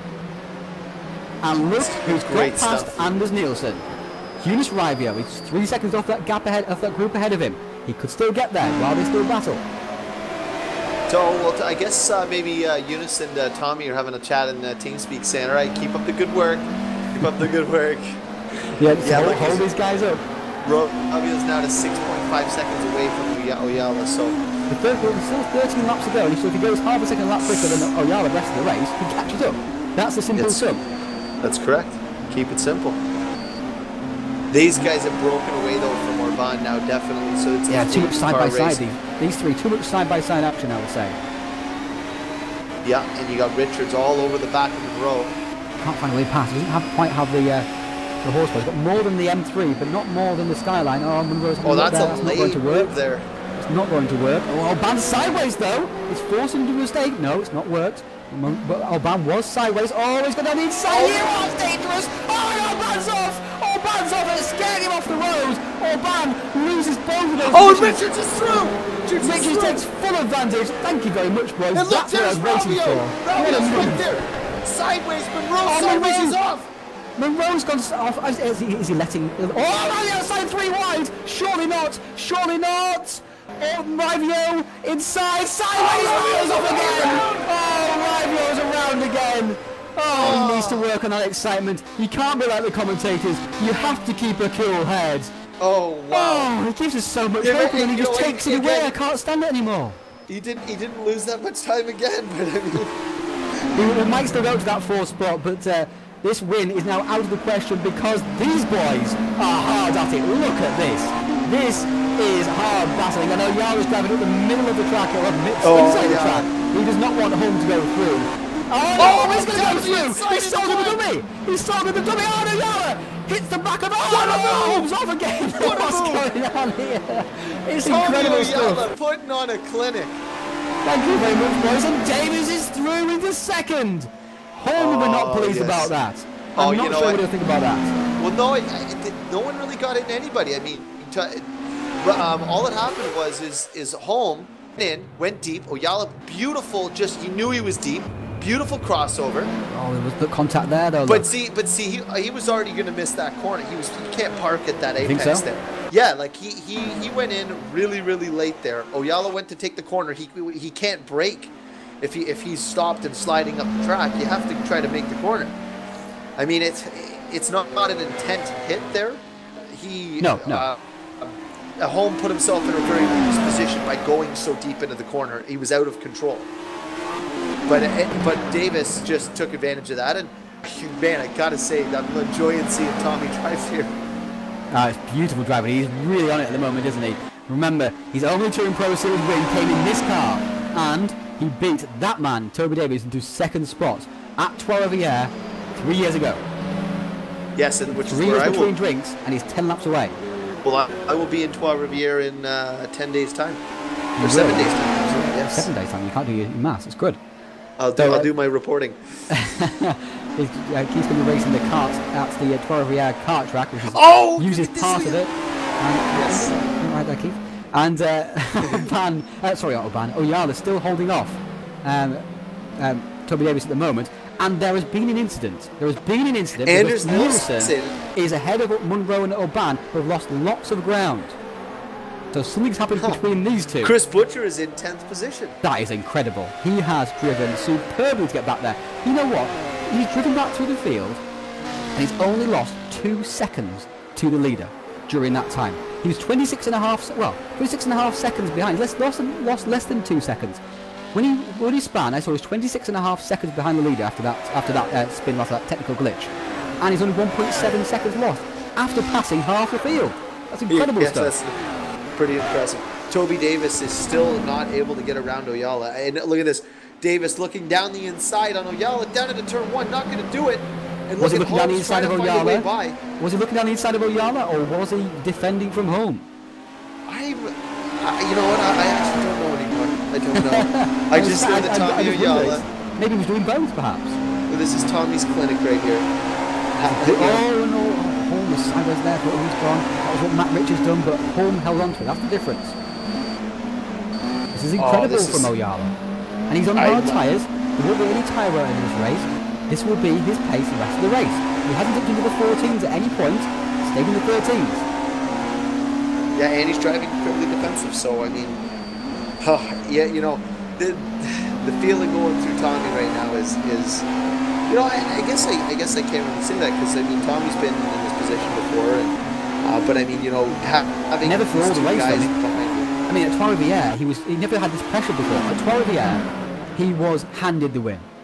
Several drivers had. Oh, hello. Tommy, that was a bit of a cut. Don't do that too often. Well, no, he was playing with fire though. That was tire fight. They do, and but he was handed the win. Crooks spun out. Butcher spun out. Davis hit Dave Allard in the pits and caused Dave Allard to have a long pit stop. Yes, Davis spun out. Actually, I remember that. Yes. Yeah. And Davis spun out, and Oyala was handed it on the plate. He was never under pressure, really. He was just had his own race, and in the end, everyone just spun in front of him and he took the win. This is a very, very different feeling. Oh, absolutely. He's been under pressure from second one. Oh, and Davis on the inside, he's gone for it! Oh, he's gone too deep! And Oyala does a cutback once again. You pros are going to have to find another way around me, boys, because that dive bomb technique is not going to work. And now, Davis is showing his hand. Oh, look at that. Yeah, he has. He's shown what he's got. And Oyala just consists. I'm loving this. I'm you know, I mean, it's, you know, I guess from a standpoint in the booth, I mean, we do talk about Davis and Holm and, you know, generally the same and here guys. Comes Holm. Sorry to interrupt, Keith, here comes Holm. Davis is going to go. Oh, he's held on. How did he hold on to that? It was on the grass during the braking zone.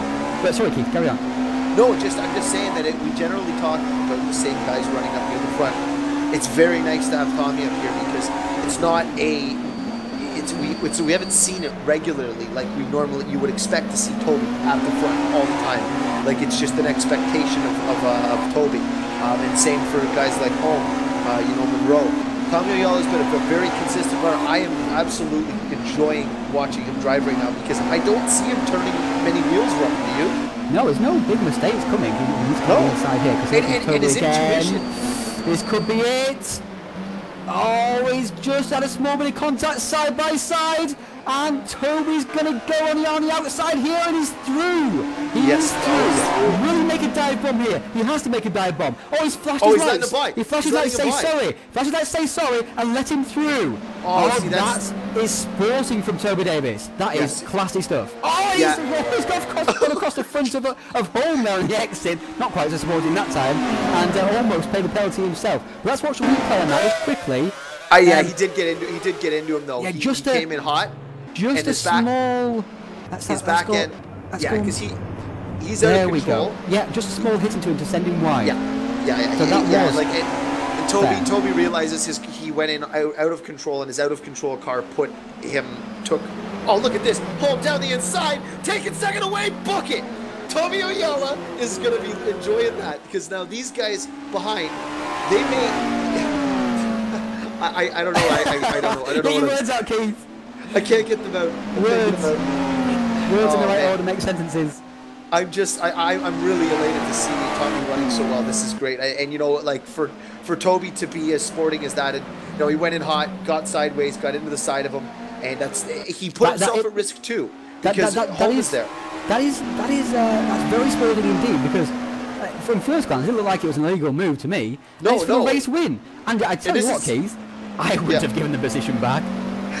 No chance. But I mean, I think Toby, because of race one, because of the incident with Eunice, I think that it's just on your own self. If you're a sporting driver, you say, look, you know what, I can't do this and take this away from someone.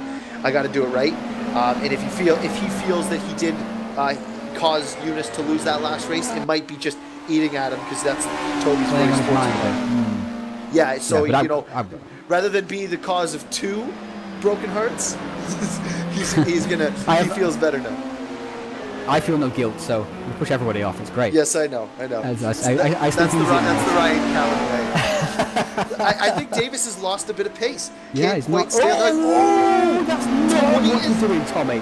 That was very dangerous indeed. Oh, that you cannot underestimate how dangerous that was, because look at this from Holmes' point of view. He's over the curb here. He's sideways over the wrong direction. Absolutely going the wrong direction, and then the other way, and then he holds onto it, then he hits the brakes, and I cannot believe it didn't crash. That's incredible. Oh, skills. That's all you gotta say. That is absolutely fantastic driving from Tommy Oyala, and he's driving out of his skin here. You know, some drivers who will render out front, they get the extra zip. Some wilt. You know, we can think of plenty of drivers who are out front and the pressure gets to them and they make mistakes. Some drivers respond, and Oyala is one of those. I think he got into the wall. It's going to cost him down this straight. Look at the run. Adrian Holm. He's going to clear him by the start-finish line. Tommy Oyala finally concedes the lead. Holm takes it. Oh, contact again! Tommy Oyala. They both lock up. I don't know. It's hard to call that was a bit naughty from Tommy. I think exactly where Adrian was. I think Tommy's not wanting to give this one up. No, it's not. He's putting on a great show, though. But I think that might just be in trouble with the stewards. Holm, though, is still all over the back of Tommy Oyala here. And can he get past? He can't. Davis is right there. I mean, how close are these guys? They are nose to tail, lap after lap after lap. All that commonplace. It is, yeah. This is line. They're all running line astern. Oh, look at this, Davis down to the inside. Take the spot away from Holm. He has. Side by side. No, he hasn't. No, Holm is still there. He's got the run. He's in the slipstream. Look at this. This has been on. This is the whole race. Holm is up on two wheels. I thought he was gone. I thought he was gone. Look at all the little bits of damage here and there. This, you know, I mean, every piece that these parts have been used, just a touch, just little bits here, little bits there, and I mean, we're not even. Has gained a second. In the last couple of laps. Holm to the outside again. Can Oyala hold it? He holds on to it. Holm's not going to do it. Toby tries to cut back. So does Holm. Holm's got down the inside of Oyala. He's got the inside from the right-hander here. Side by side. Look, Toby Davis's vantage point. He's like, I can do this.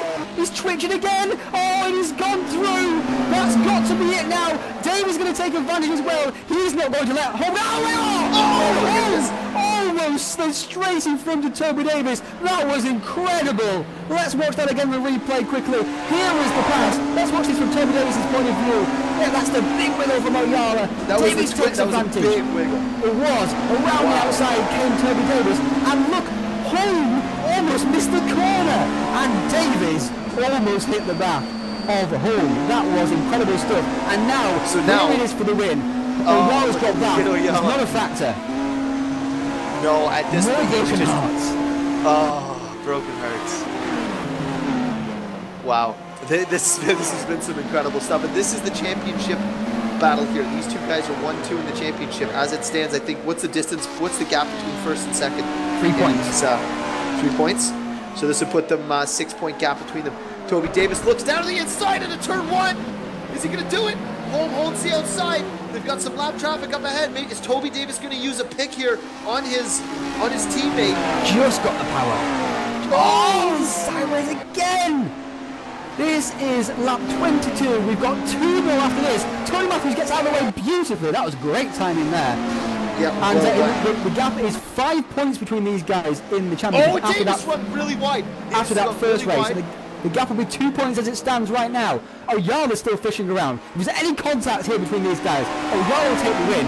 If anything happens between these 3 guys, Richards is right there. He's just 3 seconds off the lead, Keith. He has been 4th all race long. We've not seen much of the rest of the field because these guys have been battling so hard. We can't take our eyes off it. We cannot take our eyes. This is. I still have a feeling that there's going to be a little bit of fireworks here. There's going to be.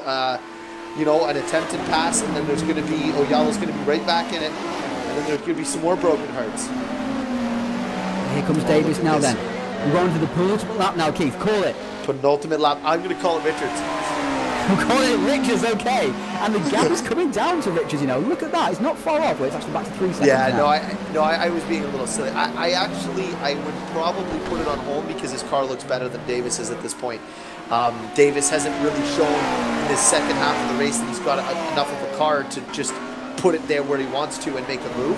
But Holm, we've seen Holm get up on 2 wheels, so Davis sideways. Same with Oyala. Everyone's just on a ragged edge here at the end of this second race at this well, the third tyres are event. screaming for their dear life, aren't they? And Holm has the power as well, remember, Keith. He has the extra 30 horse. But look at that slide from Toby Davis. Full opposite lock. That was beautiful. Corrects it straight away. Look at the lap traffic coming up. We have 3 cars ahead, which could play a big factor here. But if Davis can just get there and throwing up the inside, as he always so eloquently puts, then we might see a changing of the guard here. But I don't know. Will if we it's see going a to get Toby close Davis enough. special? Oh, look at this! Sideways Davis is just right on the edge. Every other driver who's that sideways crashes. We've seen Eunice Ravio be that sideways and crash. Toby Davis just drives sideways anyway. That's his normal style. Well, this is the final lap, so I'm really sorry we haven't got to anywhere else, but we saw the Tommy Oyala train running for the last 15 laps, and now we're going to see if Davis is Davis, what's happened? Talk about doing service. Oh, he's out of the way. Oh, and Oyala, he stalled it. He stalled it. He's getting going again. Here comes Nielsen. Nielsen skips 4th. Davis going to go back on the 5th. Where's Monroe going to slot in here? Will he get the position? What happened to Davis there? Did he cut the wall? Let's watch the replay quickly. He just lost it. He just came around and just too hot. Back end, he lost it right there. Just too much of an angle. That's incredible. All right, let's give Holm his due. He's going to be taking this race win here. As he's going to be coming to finish this race off, and Tommy he's going to take the lead in the championship, Keith. Yes, he will. He will.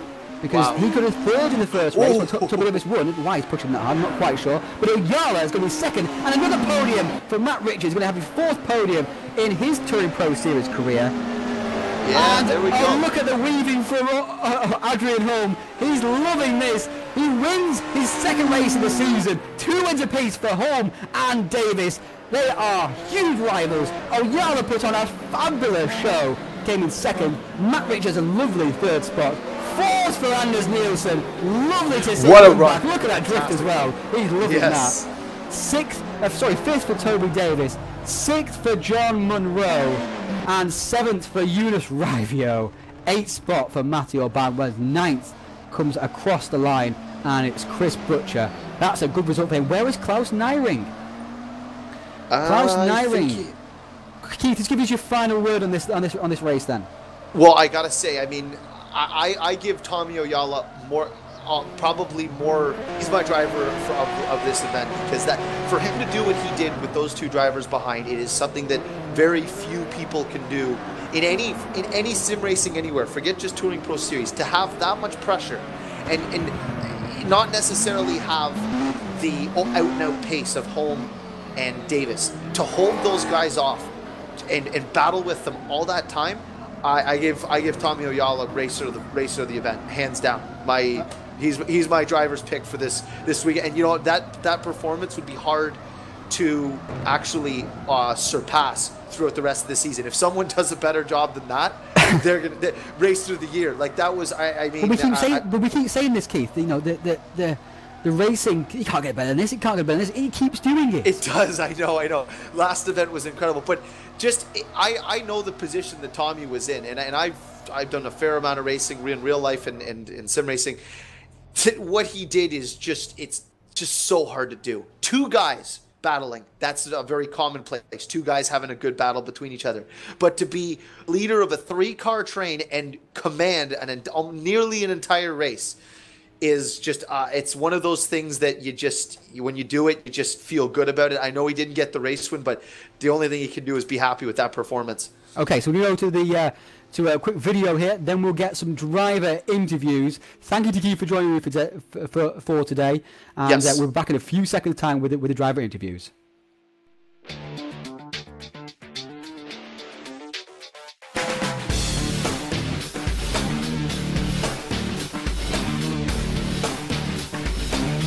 Inside SimRacing.tv, the fastest show on the internet. Sim racing news and reviews since 2007, with new shows every week.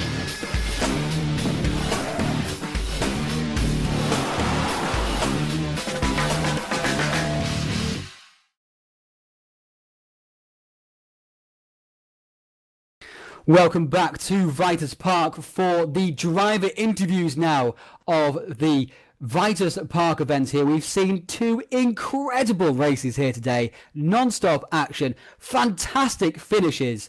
And just to round out, just do some housekeeping for you, rounding out the top 10 and top 20 drivers of points paying positions, we had Naring in 10th with Yunt in 11th. And I've actually lost that now, so we'll have to skip that for now. We got to 11th spot there for Yunt, who started in 9th, so it was his home race. He'll be a little bit disappointed with that. But driver interviews now, and it's only right that we start with the championship leader now, Adrian Holm.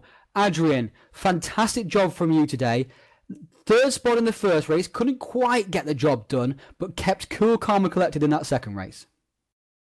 Yeah, first race, car wasn't simply good enough, had too much oversteer.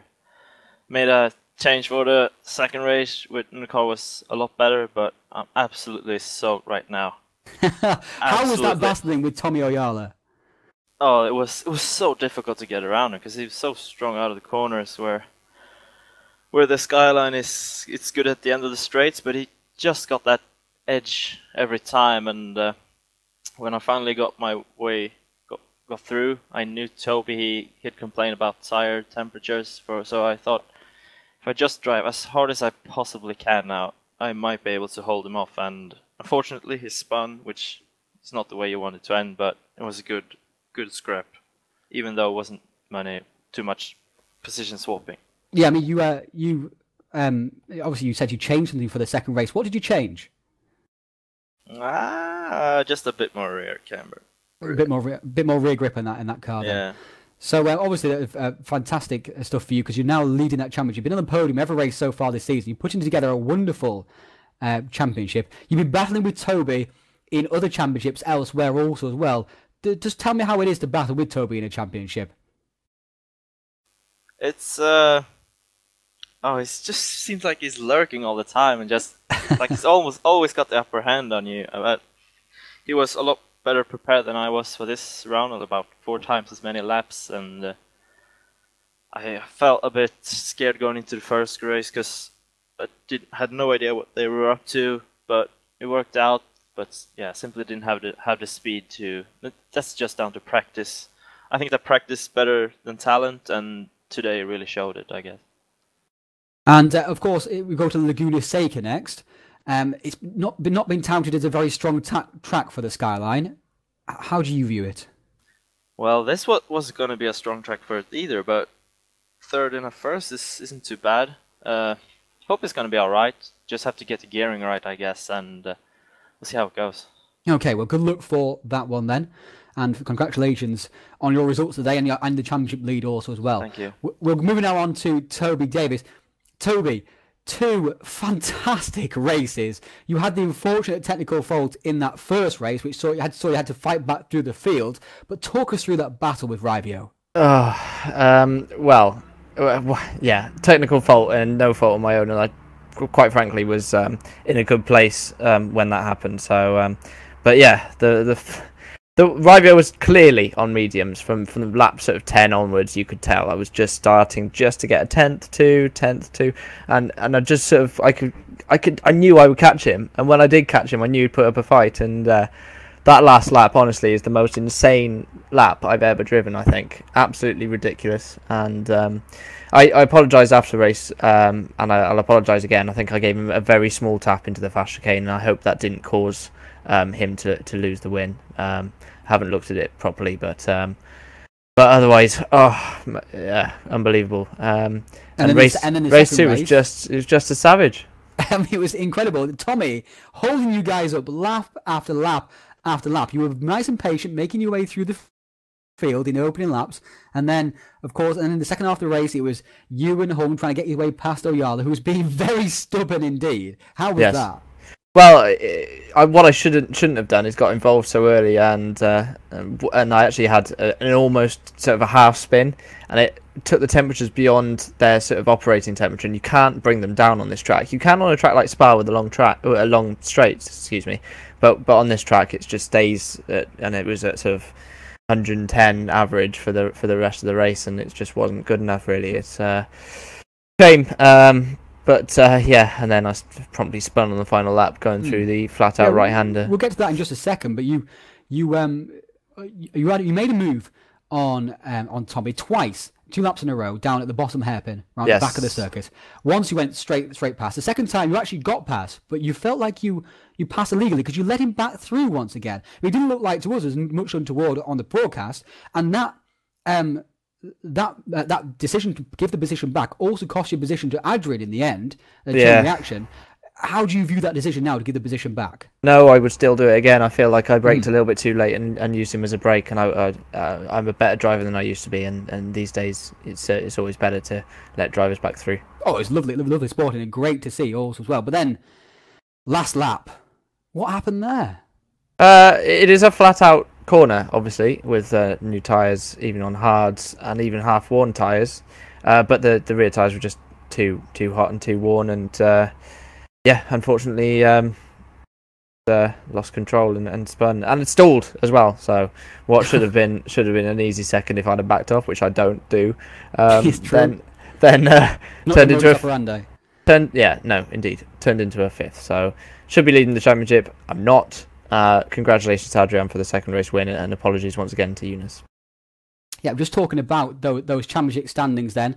There's a 4-point gap now between Davis and Holm at the top of the standings, with Rivio and Monroe a further 30 points back. So it looks like at the moment it is a 2-driver battle for the championship. Chris Butcher had a great fight back through in the second race, Chris, and a great run in the first race.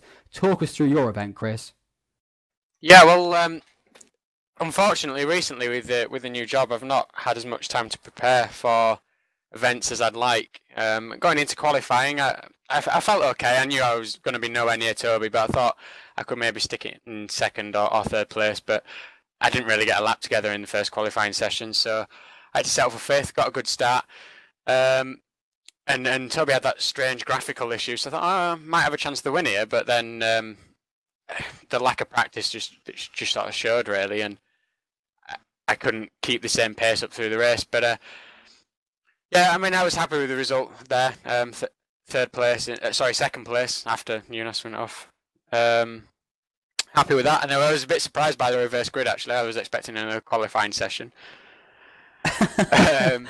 Chris, rules as usual. Yeah, I was really pleased with my start actually, and coming out of the last corner with Toby a few places behind, I knew I could hold John and Adrian behind, so I thought I might have a chance in this race. But then the screen just went black, and oh god, not again. So yeah, had to stop the car. I heard a little tap. I don't think I collected any cars, which is a good thing. Didn't have any damage when I came back, but had a lot of work to do to get back. So I just set myself a target of top 10, and just knuckled under and got on with it. And I think I had one of the best races I ever had, really. Actually, yeah, you were fantastic. You matched the leader's pace all the way through the rest of the race, even while passing cars. So that was really incredible. Don't tell me that, because that's depressing. Well, you still fought hard there, and lots of drivers would have just given up or just spun it immediately in the next lap or whatever. But it's a long championship. You've got to fight for every point that you can get. So. Yeah, it's true. And you've got Laguna Seca coming up next. What do you think of that track? Like the track, don't think I'm particularly quick there, so we'll just see what happens. I mean, it's an outside chance to win the championship now. Anything could happen, but I'm just out there to have fun now, to be honest. Okay, so congratulations, Chris, on that. You've got 2 good results here today. I mean, it could have been a lot worse. You showed excellent pace considering the lack of practice you've had also as well, so that's encouraging for the rest of the season. Now, moving on to Tommy Oyala, the star of the second race. Tommy, what a drive that was. How are you feeling? Tired. Yeah, it was from the start I was thinking, okay, these guys are coming straight through from lap 1 on, and when I realized on lap 10 that they are holding back or something on me, that they are holding positions for saving tires or something, I just kind of started to push, and yeah, I was so much looking in the mirrors more than in front of me that it was scary sometimes, even with little taps between me and Holm and stuff. Yeah, I mean, you had a couple of moments over the jump where you had big wiggles, almost off the track. That was incredible. Yeah, you have to, at least I have to have the car so oversteer that it's, when tires start to go, it's almost impossible to control it. Well, congratulations, Tommy, on that that second place in the end, and that's the best result you've had for 3 years. Yeah. So it bodes well for the rest of the season. You know, got Laguna Seca coming up. You've driven there before, of course, Pukekohe Park and 12 Riviere. You've got all favourite there, so you've got chances coming up in the rest of the season. So good luck for that, and congratulations for that great race 2 result and a solid race 1 result as well, which set up that race 2 performance. So now we'll quickly move on. We've got a few more drivers to interview here. So many people to talk to. Eunice Raivio. Eunice, that was an incredible first race. You looked to have it in the bag going into that final chicane for the final time. Talk us through it. Yeah, that corner was horrible. I think Davis little tapped me to the rear of my car and made me slide, and I just lost control. Do you think Davis was to blame for that incident? No, then? I'm feel... not blaming him. Uh-huh. My tires were just terrible. Yeah. I mean, you were so close to your first ever TouringProSeries win, and you'd driven so well. You must have been so gutted. No, I don't know. And then in the second race, I mean, you've made so many mistakes. Yeah, I don't know what happened to Butcher, but he just full braked up front of me, and I crashed to him, and so many cars passed me, and then the fail begins, and I don't know. Oh well. Well, good luck for the rest of the season. You've got an excellent chance coming up at Laguna Seca. Looking forward to that. We've seen an Alpha win there in Season 2 in the hands of Gregory de Grief, and I'm certain you can win there as well. So good luck for that. Now we're going to move on. Who else have we got to speak to here? We've got a couple more drivers. Anders Nielsen, going to speak to him. Anders, what a fantastic result for you. Yes. 4th spot, and it is fantastic to see you back at the sharp end. Yeah, thank you. It feels good to be up there, actually. It's been 2 years, my good friend. Yes, but the second race was... I don't think I have ever had so much luck in a race, because people were going left and right, and I managed to miss them all, and suddenly I was 5th, and couldn't catch Matt because he was too fast. And then I passed John or something, and he was coming back really hard in the second race, but suddenly...